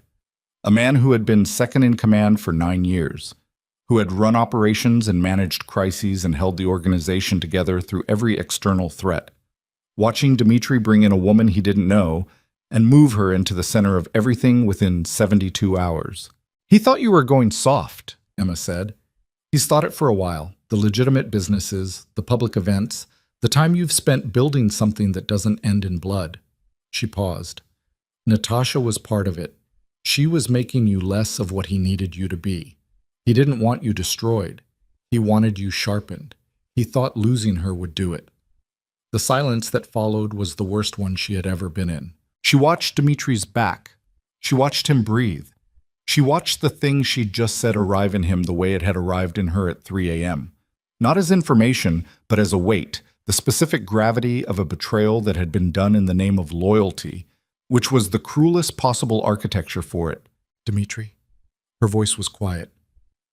He's going to tell you he did it for the organization, that he did it for you. And some part of you is going to want to believe that because 9 years is a long time, and because the alternative is that someone you trusted completely made you into something you never agreed to be. She stepped closer. Don't believe it. What he did made you into exactly what Kozlov needed you to be. Isolated, grief-driven, and consumed enough with internal threat that you didn't see the external one clearly until it was almost too late. Dmitri turned. His face was the controlled mask, fully restored, every fracture sealed, but his eyes were the pale, still color of ice over deep water, and Emma knew, with the certainty she'd been building for 3 weeks of watching this man, that the stillness was not absence of feeling. It was the thing feeling became when it had nowhere left to go except forward. He walked back to Roman. He crouched down in front of him, putting himself at eye level with the man on the floor, and Emma stood where she was and watched. Look at me, Dmitri said. Roman turned his face. The undamaged eye found Dmitri's face and held it with something Emma had not expected. Not fear, not defiance, but a terrible, exhausted grief that was its own kind of answer. 9 years, Dmitri said. Roman said nothing. Tell me why. Quiet. Absolute. Roman breathed. The sound of it was effortful, the breath of a man working through damaged ribs. You were disappearing, he said. His voice was wrecked. Every year. Less of what you were, more of this. A pause. She was good for you. I know that. I knew it then. But she was making you into someone who couldn't survive what's coming. So you had her killed. I made a decision for the organization. You made a decision for yourself. Dmitri's voice did not rise, did not change in pitch or volume. This was the version Emma had read about in 3 hours of late-night research. The cold, the absolute, the thing underneath the surface that had made men twice his age step back. You decided what I should be. You decided what I should lose. A pause. Did you think I wouldn't find out? I thought... Roman stopped, swallowed. I thought it would make you harder. I thought you'd go to war and win, and come out the other side as what you were supposed to be. Something broke in his voice briefly. I didn't think it would break you. The silence after that was enormous. Then a phone rang, not Dimitri's. One of the standing guards reached into his jacket and looked at the screen, and his face changed. The sharp, alarmed reconfiguration of someone receiving information they were not prepared for. He crossed to Dimitri in 3 steps and said something close to his ear. Emma watched Dimitri's face. She watched it do nothing, which was worse than any reaction she'd seen from him yet. The controlled mask absolute, the pale eyes still, and beneath it something that her body registered before she'd processed the words the guard had said. Dimitri stood. He looked at Emma. They have your mother, he said. The floor did not move. The concrete was solid beneath her feet, and the cold air of the warehouse was solid in her lungs, and Emma Clark stood in the south loop in the gray morning light and felt everything she'd spent 27 years building, the discipline, the control, the focused precision of a woman who did not fall apart in public. Register the impact of those 4 words and hold. Hold. Who? She said. Her voice did not shake. She was intensely proud that it did not shake. Kozlov's men, 40 minutes ago at the facility in Evanston. Dimitri held her gaze. They took her from the facility. She's unharmed. We have confirmation of that. But they're moving her. To where? We're tracking. He turned to the guard. Rapid Russian, 2 sentences. The guard moved immediately, phone already at his ear. Dimitri turned back. We will find her. How long? 1 hour, maybe less. Emma breathed. 1 breath, carefully managed, in and out. She thought about her mother's voice on the phone, the slightly foggy warmth of it, the tomatoes and the raised beds, the way she'd said, I love you, sweetheart, before hanging up in that specific tone that she'd had since Emma was small, unchanged by everything else that had changed. This was always the plan, Emma said. Not a question. Yes, Kozlov knew about the meeting. He knew about Roman, or suspected. He moved on my mother as a contingency. If the meeting went badly for him, he wanted a lever. She looked at Dimitri. He's going to call you. He already has. Dimitri's jaw was set. 10 minutes ago. That's what the guard told me. What did he say? He wants a meeting, tonight, private location. A pause. He wants you present. Emma looked at him. He wants to trade, she said. My mother for my presence at a meeting where the actual terms are the surrender of your operation or the deaths of both of us.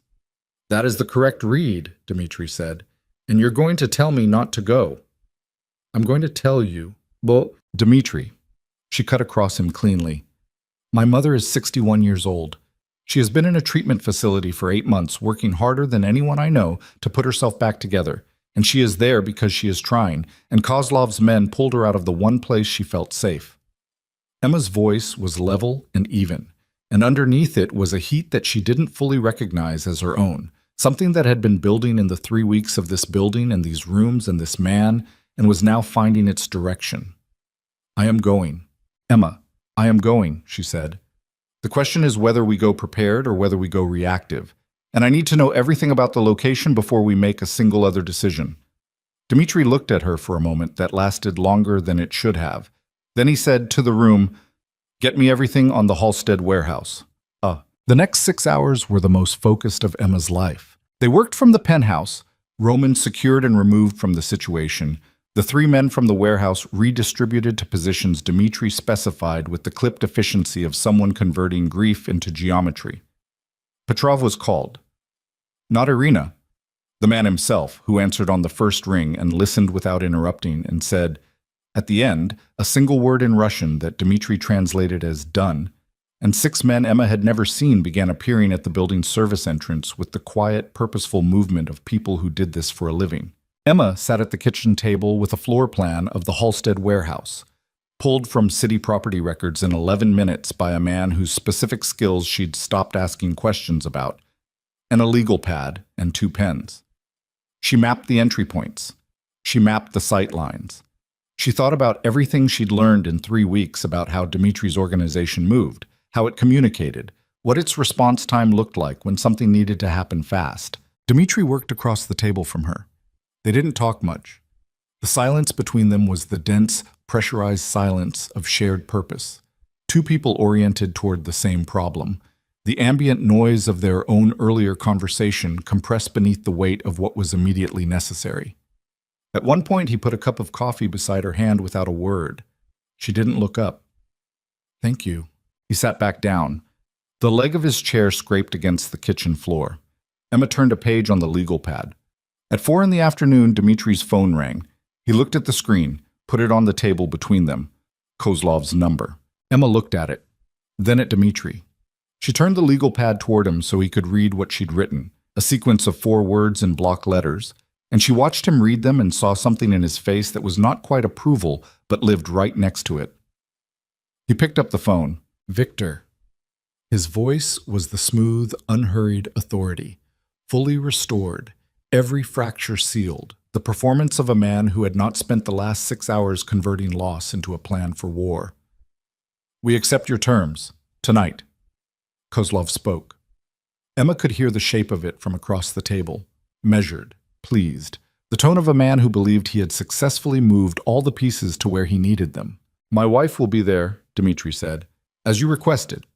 He paused, listened. His eyes came to Emma's face, brief and direct. "Yes. She understands the terms."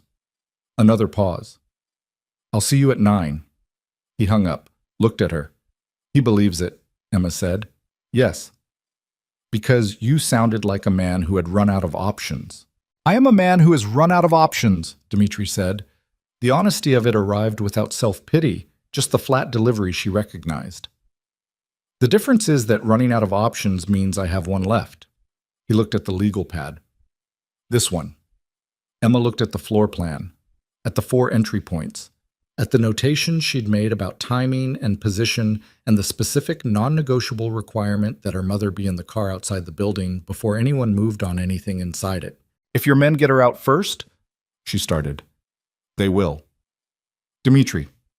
She looked at him. "If they don't, we abort. No matter what stage we're at. We walk out." He held her gaze. "We're not walking out of a Kozlov meeting once we're inside it." "I know that," Emma said. "So make sure they get her out first." He nodded, looked at the floor plan for a moment longer. Then he looked up and across the table and said, in a voice that was quieter than his usual register, stripped of the authority and the strategy and the performance of control, "I should have told you about Natasha before Kozlov did." Emma looked at him. "Yes," she said, "you should have. I know that the omission was—" "Stop." She shook her head. "Not tonight. We do tonight first. Then we talk about the things we should have done differently." She held his gaze. "Agreed?" The pause was brief. "Agreed," he said. She looked back at the floor plan. She thought about the borrowed dress and the $60 and the restaurant and the handshake and the warmth of it that had still been there in the morning. She thought about 14 days becoming 3 weeks, becoming something she didn't have a word for yet, something that lived in the space between the arrangement they'd agreed to and the reality of who they'd been to each other in this building, in these rooms, in the kitchen conversations and the dinner preparations, and the 2 a.m. lights, and the specific particular intimacy of 2 people doing arithmetic together in a crisis. She thought, afterward. Think about that afterward. She picked up her pen and circled the east entrance on the floor plan. "Tell Petrov's men to come in from the east," she said. "Kozlov will watch the west. It's the more obvious approach from the street, and he'll concentrate there. East gives us 4 seconds he won't be expecting."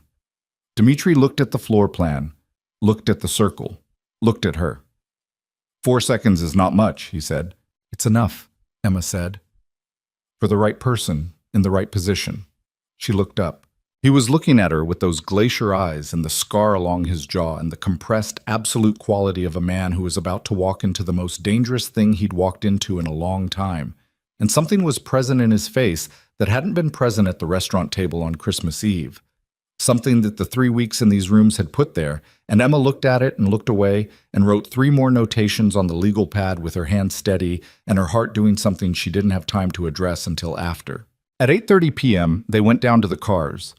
The building lobby was full of people that Emma did not know in configurations that looked like an ordinary evening until you understood the geometry of them. The positioning, the readiness, The way everybody in the space was oriented with the unconscious precision of people who had trained for exactly this kind of night. Marcus was at the desk. Emma stopped in front of him. "If neither of us is back by midnight," she said, "you contact my mother's facility in Evanston and you tell them she'll be needing her room again." She looked at him steadily. "And then you call Irina Petrov." Marcus looked at her. Something moved through his face, the same recalibration she'd seen in other people's faces over the past 3 weeks, the look of someone revising an assessment. "Yes, Mrs. Volkov," he said. She went to the car. Dmitri was already in the back seat. She got in beside him, and the door closed and the city moved past the tinted windows. And she thought about the legal pad and the floor plan and the 4 seconds and her mother's voice and the note on the kitchen counter that had read, "Don't leave the building today on the morning." All of this was still theoretical. The warehouse was 20 minutes away. At the 12-minute mark, Dmitri's phone buzzed. He looked at it. His jaw tightened fractionally. "Petrov's men are in position," he said. "East approach, as you specified." Emma nodded. 30 seconds later, a second buzz. He looked at the phone, and this time Emma watched his face very carefully, because she had learned in 3 weeks to read the things that happened in it at speed, the things he did not mean to show. She saw relief. Not happiness, not triumph. The specific bare relief of someone who had been afraid of a specific thing and has just been told it hasn't happened yet. "Your mother," he said, "is in the extraction vehicle. She's safe." He looked up. "She's asking why there are men with guns." Emma let out a breath. One breath, slow and controlled, and she let herself feel the relief for exactly 3 seconds. Felt it completely, the warmth of it, the loosening of something she'd been holding tight for 6 hours. And then she sealed it because the building was 6 minutes away, and she needed everything she had for what came next. "Tell them to keep her comfortable," Emma said. Dmitri relayed the message in Russian, put the phone in his jacket. The car slowed. Through the windshield, the Halstead warehouse materialized from the dark of the street. Gray concrete loading dock, 2 black SUVs parked at angles in the lot. The same geometry as this morning, but different. The same architecture serving a different and more dangerous meeting. Dmitri looked at her. "Ready?" he said. Emma looked at the building. She thought about the 4 seconds and the east entrance and everything she'd put on the legal pad in the last 6 hours. She thought about the way Dmitri had said, "I should have told you," and meant it. She thought about standing in a restaurant on Christmas Eve with $60 in her account and a borrowed dress and the arithmetic of staying afloat grinding away beneath everything. And the voice behind her that had said that seat looks like it's been wasted on the wrong person. She looked at him. "One thing," she said. "When we get in there, whatever Kozlov says, whatever he puts on the table, whatever it looks like he has, Paul, you trust me. You let me play it the way I've planned." She held his gaze. "Don't react until I signal. You'll know the signal." Dmitri looked at her. "What's the signal?" "I'll say your name," Emma said. "Your actual name, not Volkov. Dmitri." A pause. "I haven't said it yet. In 3 weeks, I've never used your first name. When I do, you move." The silence lasted 4 seconds. "Okay," he said. The car stopped. They got out into the cold and walked toward the entrance of the warehouse, where Viktor Kozlov was waiting with whatever he had decided their lives were worth, and Emma Clark, who had been abandoned at a dinner table 3 weeks ago and had done the math on $60 and a borrowed dress and had shaken the hand of the most dangerous man in Chicago and discovered, somewhere in the arithmetic of surviving him, that she had stopped trying to leave. Walked forward into the dark with her chin up and her heartbeat steady and the word Dmitri ready on her tongue like a detonator, waiting for the exact right moment to... The warehouse smelled like cold concrete and machine oil, and the specific mineral stillness of a space that had been emptied of its original purpose and not yet given a new one. Emma walked in first, not because Dmitri let her, because she moved through the door at a pace that made stopping her a choice rather than a default. And she heard him 1/2 step behind her and felt the controlled tension of a man keeping himself from reaching forward. And she thought, "Good, stay there, stay exactly there," and kept walking. The interior was lit by portable flood lamps, 4 of them positioned at the corners of the space, casting the kind of flat, directionless light that removed shadows and made everything look slightly unreal, like a stage set assembled by someone who understood atmosphere but not beauty. 12 men that Emma counted without appearing to count, positioned in a loose perimeter. All of them still, all of them watching. Kozlov was in the center of the space, standing beside a metal folding table with 2 chairs on one side and one on the other, and Emma thought even now the one chair is the tell. He wants us seated together so he can stand over us, so the geometry of authority favors him. She walked to the table and sat in one of the 2 chairs. Dmitri sat beside her. Kozlov looked at this for a moment. Something moved in his pleasant face, the brief recalibration of a man whose staging had been engaged with rather than submitted to.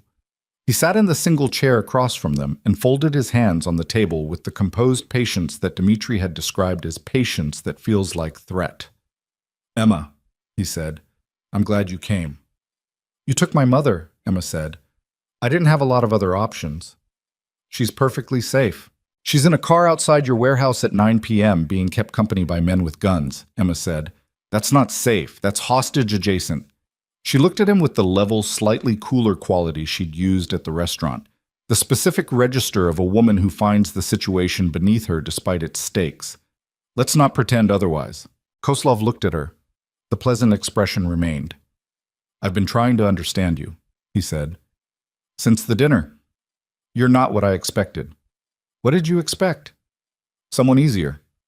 He said it without apology. A woman in a difficult financial situation who had made a transaction and was performing its terms. Those women are manageable. He looked at her steadily. "You're not performing." Emma said nothing. "That complicates things," Kozlov continued. He looked at Dmitri. "You told her about Natasha." "She told me," Dmitri said. His voice was the smooth, controlled register. No fracture, no heat, the surface of a man who had decided on stillness as his weapon tonight. "She figured most of it out herself." Kozlov looked back at Emma. "And that didn't make you leave?" "No," Emma said. "Why not?" Emma looked at him across the metal table in the flat warehouse light and thought about how to answer that. And what she said was the truth, because the truth was the only thing that would work here, with this man, who had spent 30 years reading, performed things, and finding their seams. Because the person who needed protecting wasn't the arrangement, she said. It was him. The silence after that was very complete. Kozlov looked at her for a long moment. Something moved in his face that was not part of the strategy. Something that arrived from a deeper layer, the involuntary response of a man encountering a thing that is simply true. He looked at Dmitri. "She means it," he said, almost to himself. "I know," Dmitri said. Kozlov breathed.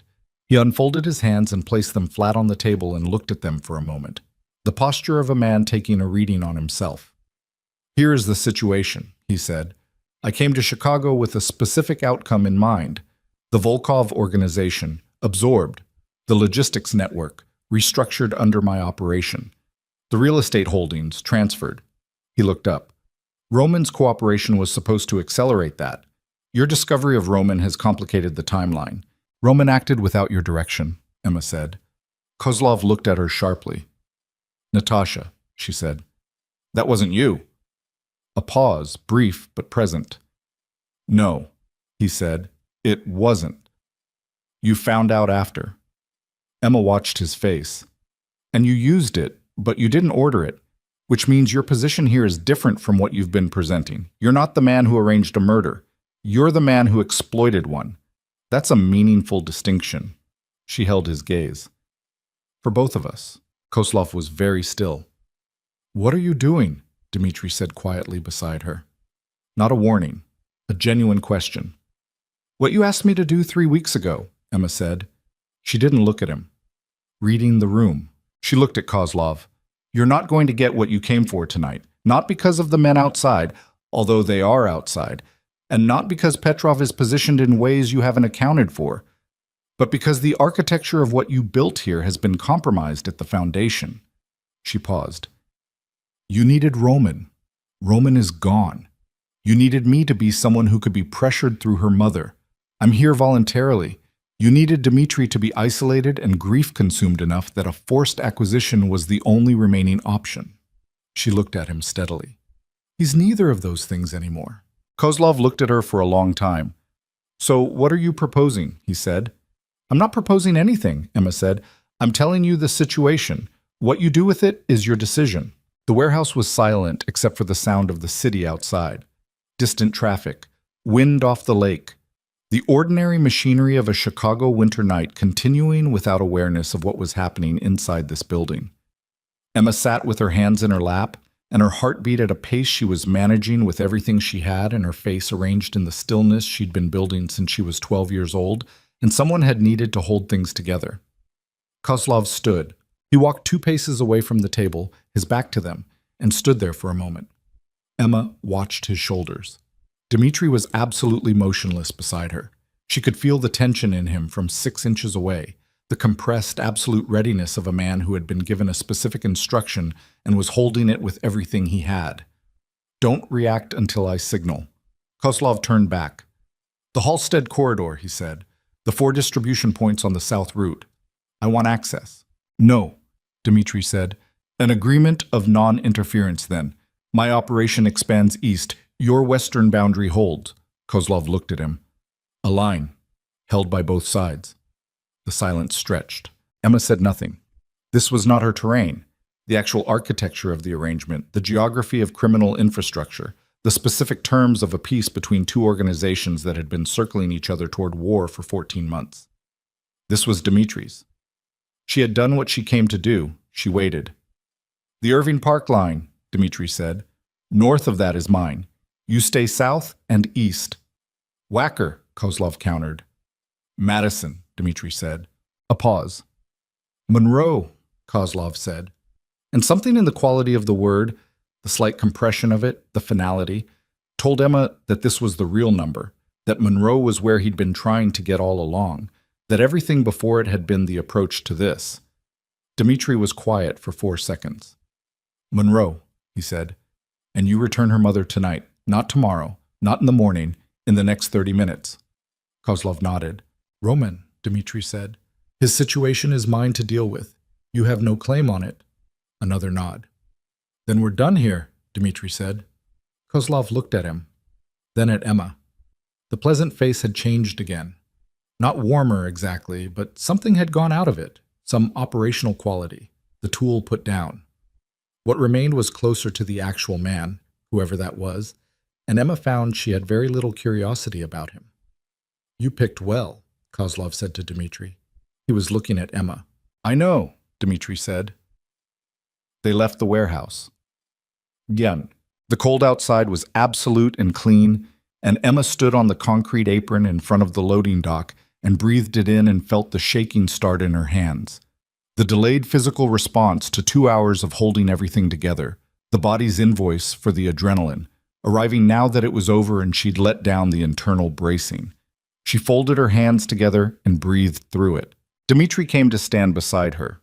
Not touching, the same careful distance he always maintained, the man who had never once overstepped in 3 weeks, and looked at the parking lot and the dark and the city lights beyond.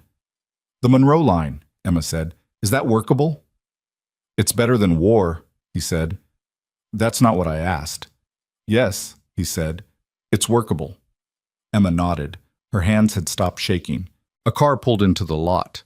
One of Petrov's, a dark sedan, moving slowly. It stopped 20 feet away, and the rear door opened, and Emma walked toward it before it had fully stopped and her mother got out wrapped in a coat that wasn't hers, borrowed from whoever had been keeping her company for the past 8 hours. Her face confused and frightened. And then, when she saw Emma, the confusion dissolved into something that was the most straightforward emotion Emma had seen in weeks. Her mother said her name. Emma held her. She stood in the parking lot of a warehouse in the South Loop on a January night with her mother's arms around her, and her face pressed briefly into her mother's shoulder. And she felt the whole 3 weeks of it.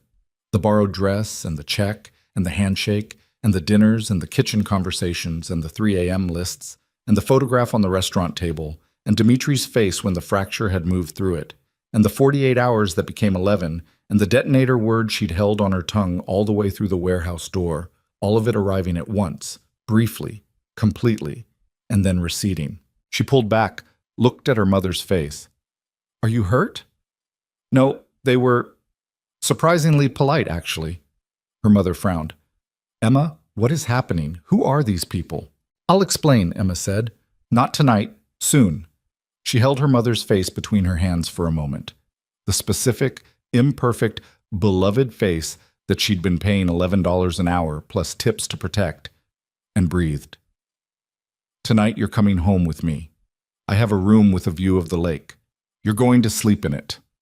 Her mother looked at her, looked past her at Dmitri, standing 20 feet back, watching. Is that him? She said. Emma looked back at Dmitri. At the charcoal suit and the scarred jaw and the pale eyes that had found her face the moment she turned, the way they always did, without having to search for it. Yes, Emma said. Her mother was quiet for a moment. He's been watching you since you got out of the car, she said. I know. Not the way men usually watch women, her mother said. Emma looked at her. The other way, like he's checking to make sure you're still there. Emma didn't have an answer for that. She took her mother's arm and they walked back toward the cars. Well, the penthouse at midnight was a different world from the warehouse. Emma's mother sat at the kitchen table with a cup of tea she'd made herself.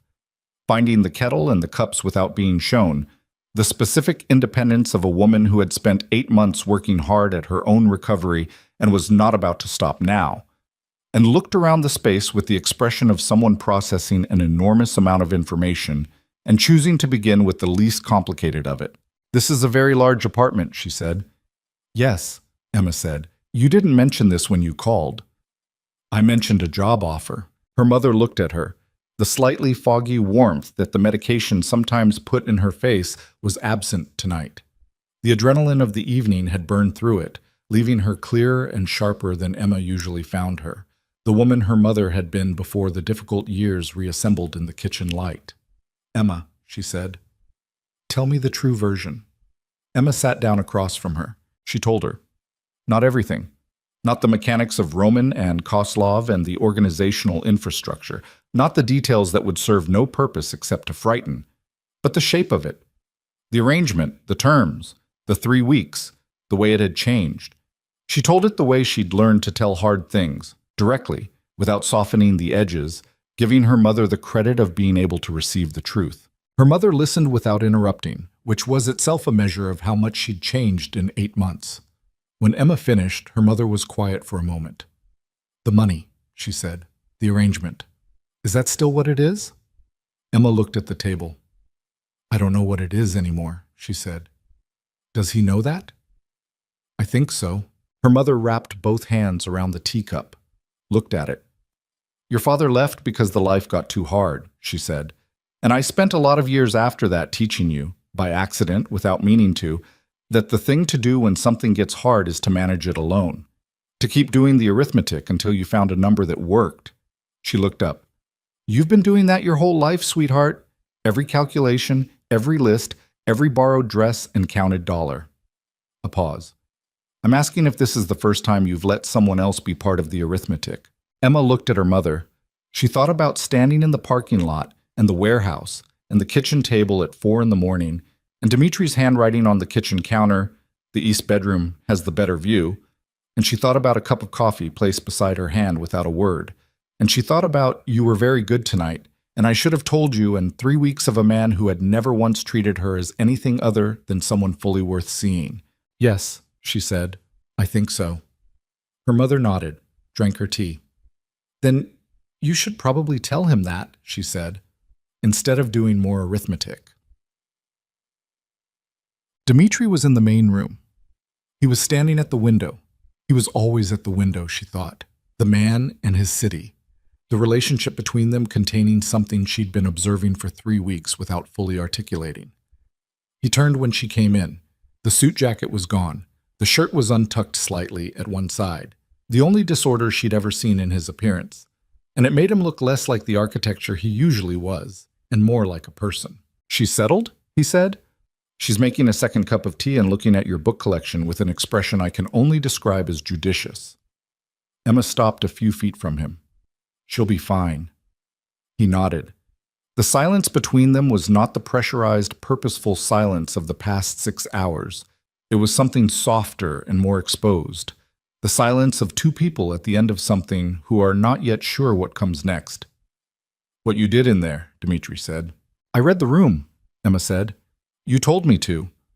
I told you 3 weeks ago that it might be useful. He looked at her. I did not expect you to dismantle Kozlov's entire strategic position in 8 minutes with a factual assessment. He was ready to be done, Emma said. He'd gotten what he could get from the situation, and he knew the foundation had shifted. He needed someone to give him a door. She paused. I gave him a door. You gave him Monroe, Dmitri said, and something in his voice suggested that this was not a criticism, but its opposite. You gave him Monroe, Emma said.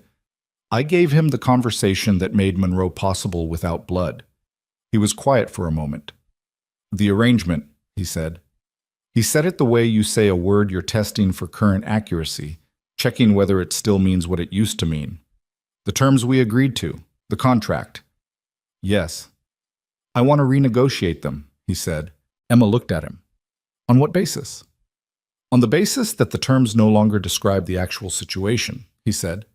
His voice was the direct, undecorated register she'd come to recognize as the one he used when he was saying something he meant completely. The contract was for a performance. What has been happening in this building for 3 weeks is not a performance. He held her gaze. I think we both know that. Emma breathed. The original terms guaranteed you money and an exit, he said. I'm not withdrawing either of those. They stand regardless of what you decide, but I'm asking... He stopped. Something moved briefly in his face, the effort of a man unused to the specific vulnerability of asking. I'm asking if you would consider staying, not because of the contract, because of what this actually is. Emma looked at him for a long moment. She thought about her mother's voice. Is this the first time you've let someone else be part of the arithmetic? She thought about the $60 and the borrowed dress and the arithmetic of staying afloat and the specific, exhausting loneliness of being a woman who had been managing everything alone since she was 12 years old and had gotten so good at it that the management had become invisible to her, woven into the fabric of how she moved through the world. She thought about 3 weeks of being seen, not observed, seen the way Dmitri saw things, with the complete attention of a man who took nothing for granted and cataloged everything that mattered. She thought about the word Dmitri, which she had saved and saved, held on her tongue through the warehouse, ready to detonate. I'm staying, she said. Not because of the contract, not because of the money. She held his gaze. Because you looked at me in a restaurant 3 weeks ago and decided I was worth paying attention to. And I have been waiting my entire life for someone to do that without wanting something back for it. She paused. And because I think you actually need someone to be honest with you more than you need almost anything else. And I'm apparently very good at that. The corner of his mouth moved, not the not-quite smile.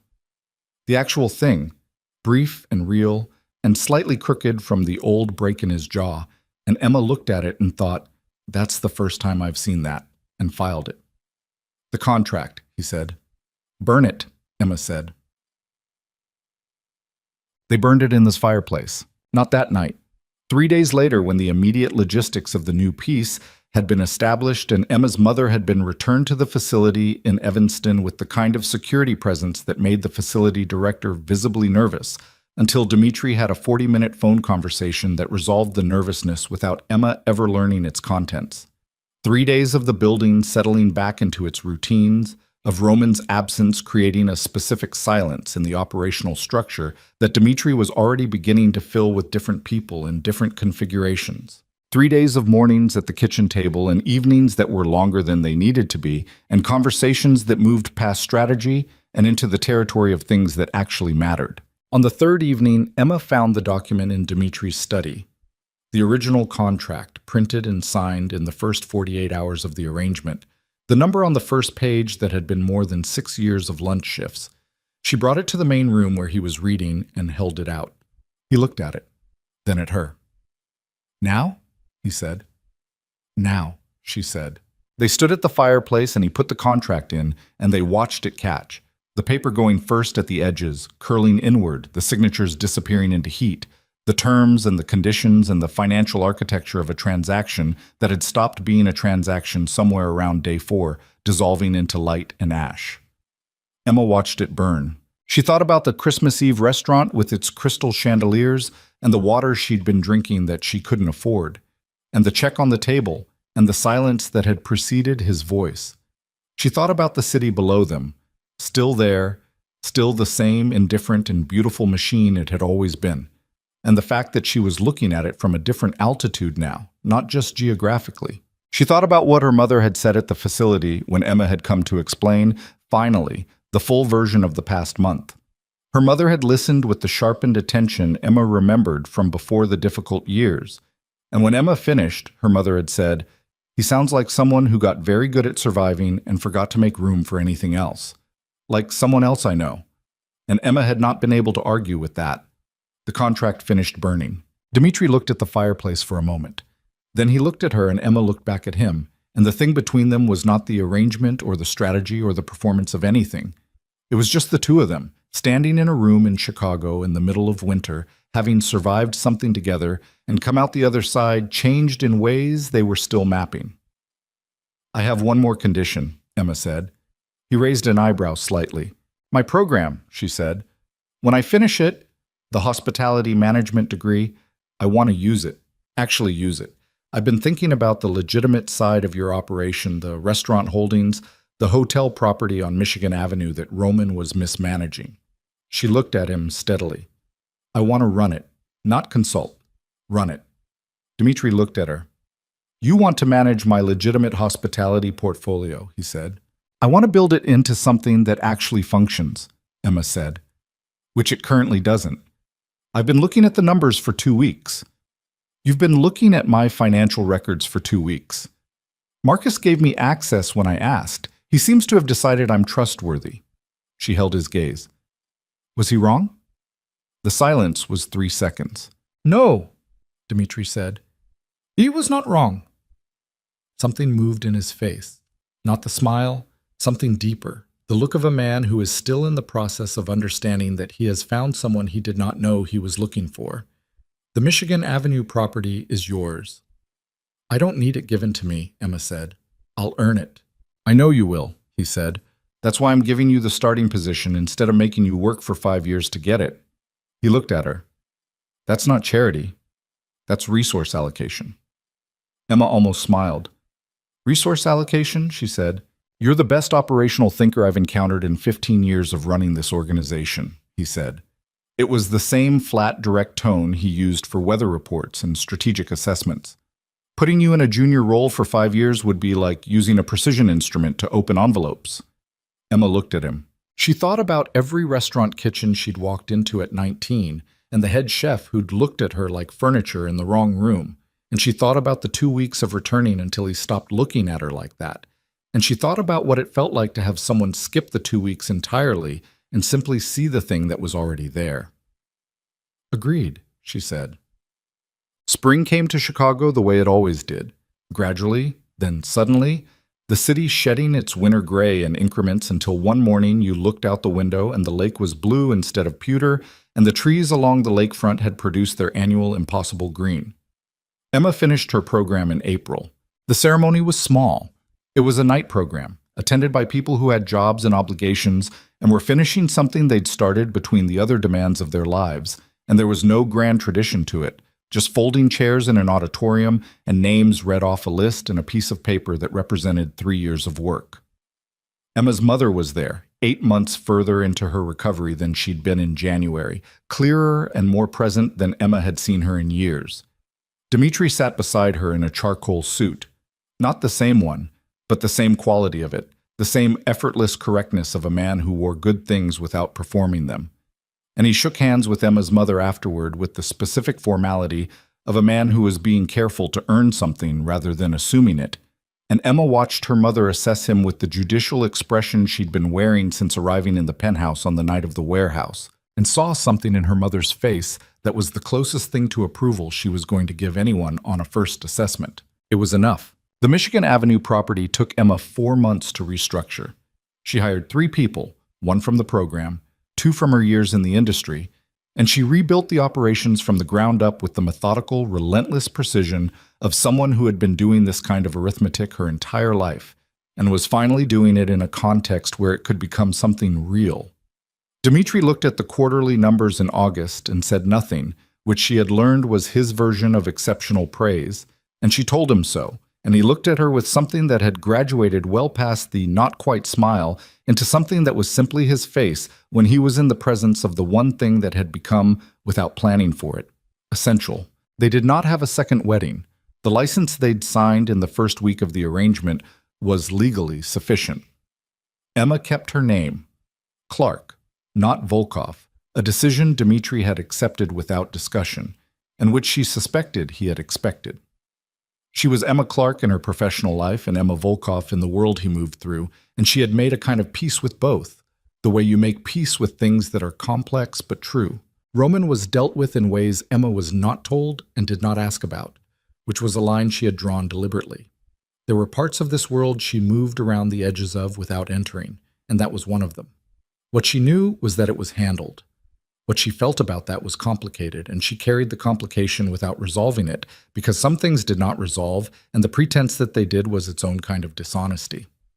Kozlov held the Monroe line. It held through summer and into fall, through two smaller incidents that were managed without escalation, through Petrov's quiet expansion of his northern operations that technically violated the spirit of the agreement while respecting its letter, which was the kind of thing that powerful men did and which required constant renegotiation. Emma was not part of those negotiations and did not try to be. She had found her territory in this world, and it was specific and bounded and hers. The night she understood what her life had become was an ordinary one, October.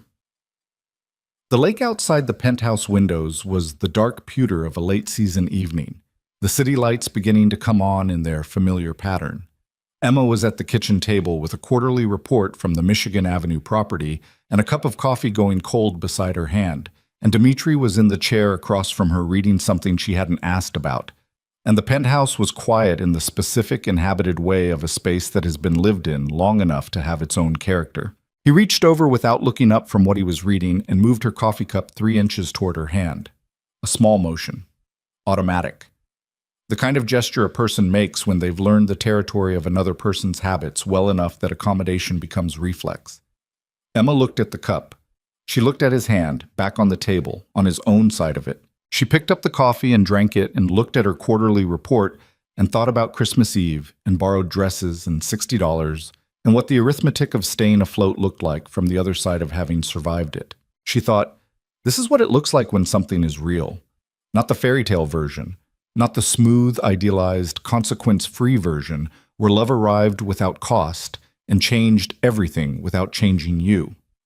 The real version, which was harder and truer, and which had been built from grief and strategy and betrayal and burned contracts and warehouse floors, and a word held on a tongue like a detonator and a mother in a facility in Evanston growing tomatoes in a raised bed. The real version, which asked something of you and gave something back in proportion. Dmitri looked up from what he was reading. He looked at her the way he always looked at her, completely, without searching for it, his gaze finding her face with the ease of something practiced until it became instinct. In the lamplight of the kitchen, the scar along his jaw cast a slight shadow, and his pale eyes were the color of the lake in winter, and Emma Clark, who had been invisible for most of her life, looked back at him and thought, this is the person who decided I was worth seeing. And I'm going to spend a considerable amount of time making sure he knows what that meant. What? He said. Nothing, she said. Working. He looked at her for one more second, that complete, unhurried attention, and went back to his reading. Emma turned a page in the quarterly report. Outside the penthouse windows, the city of Chicago burned with its 10,000 ordinary lights, indifferent and beautiful and enormous, going about the infinite business of being a city where things happened every night that no one recorded and no one would remember, except the people to whom they had mattered. This had mattered, not because it was extraordinary, though it was, and not because it had ended well, though it had, at a cost, in the way that real things ended, but because two broken and careful people had found each other in the middle of something that was supposed to be a transaction and had discovered, somewhere in the arithmetic of surviving it together, that they were building something neither of them had known how to ask for. That was not a fairy tale. It was better than that. It was the kind of thing you didn't get by wishing for it. You got it by shaking a hand in the dark and staying.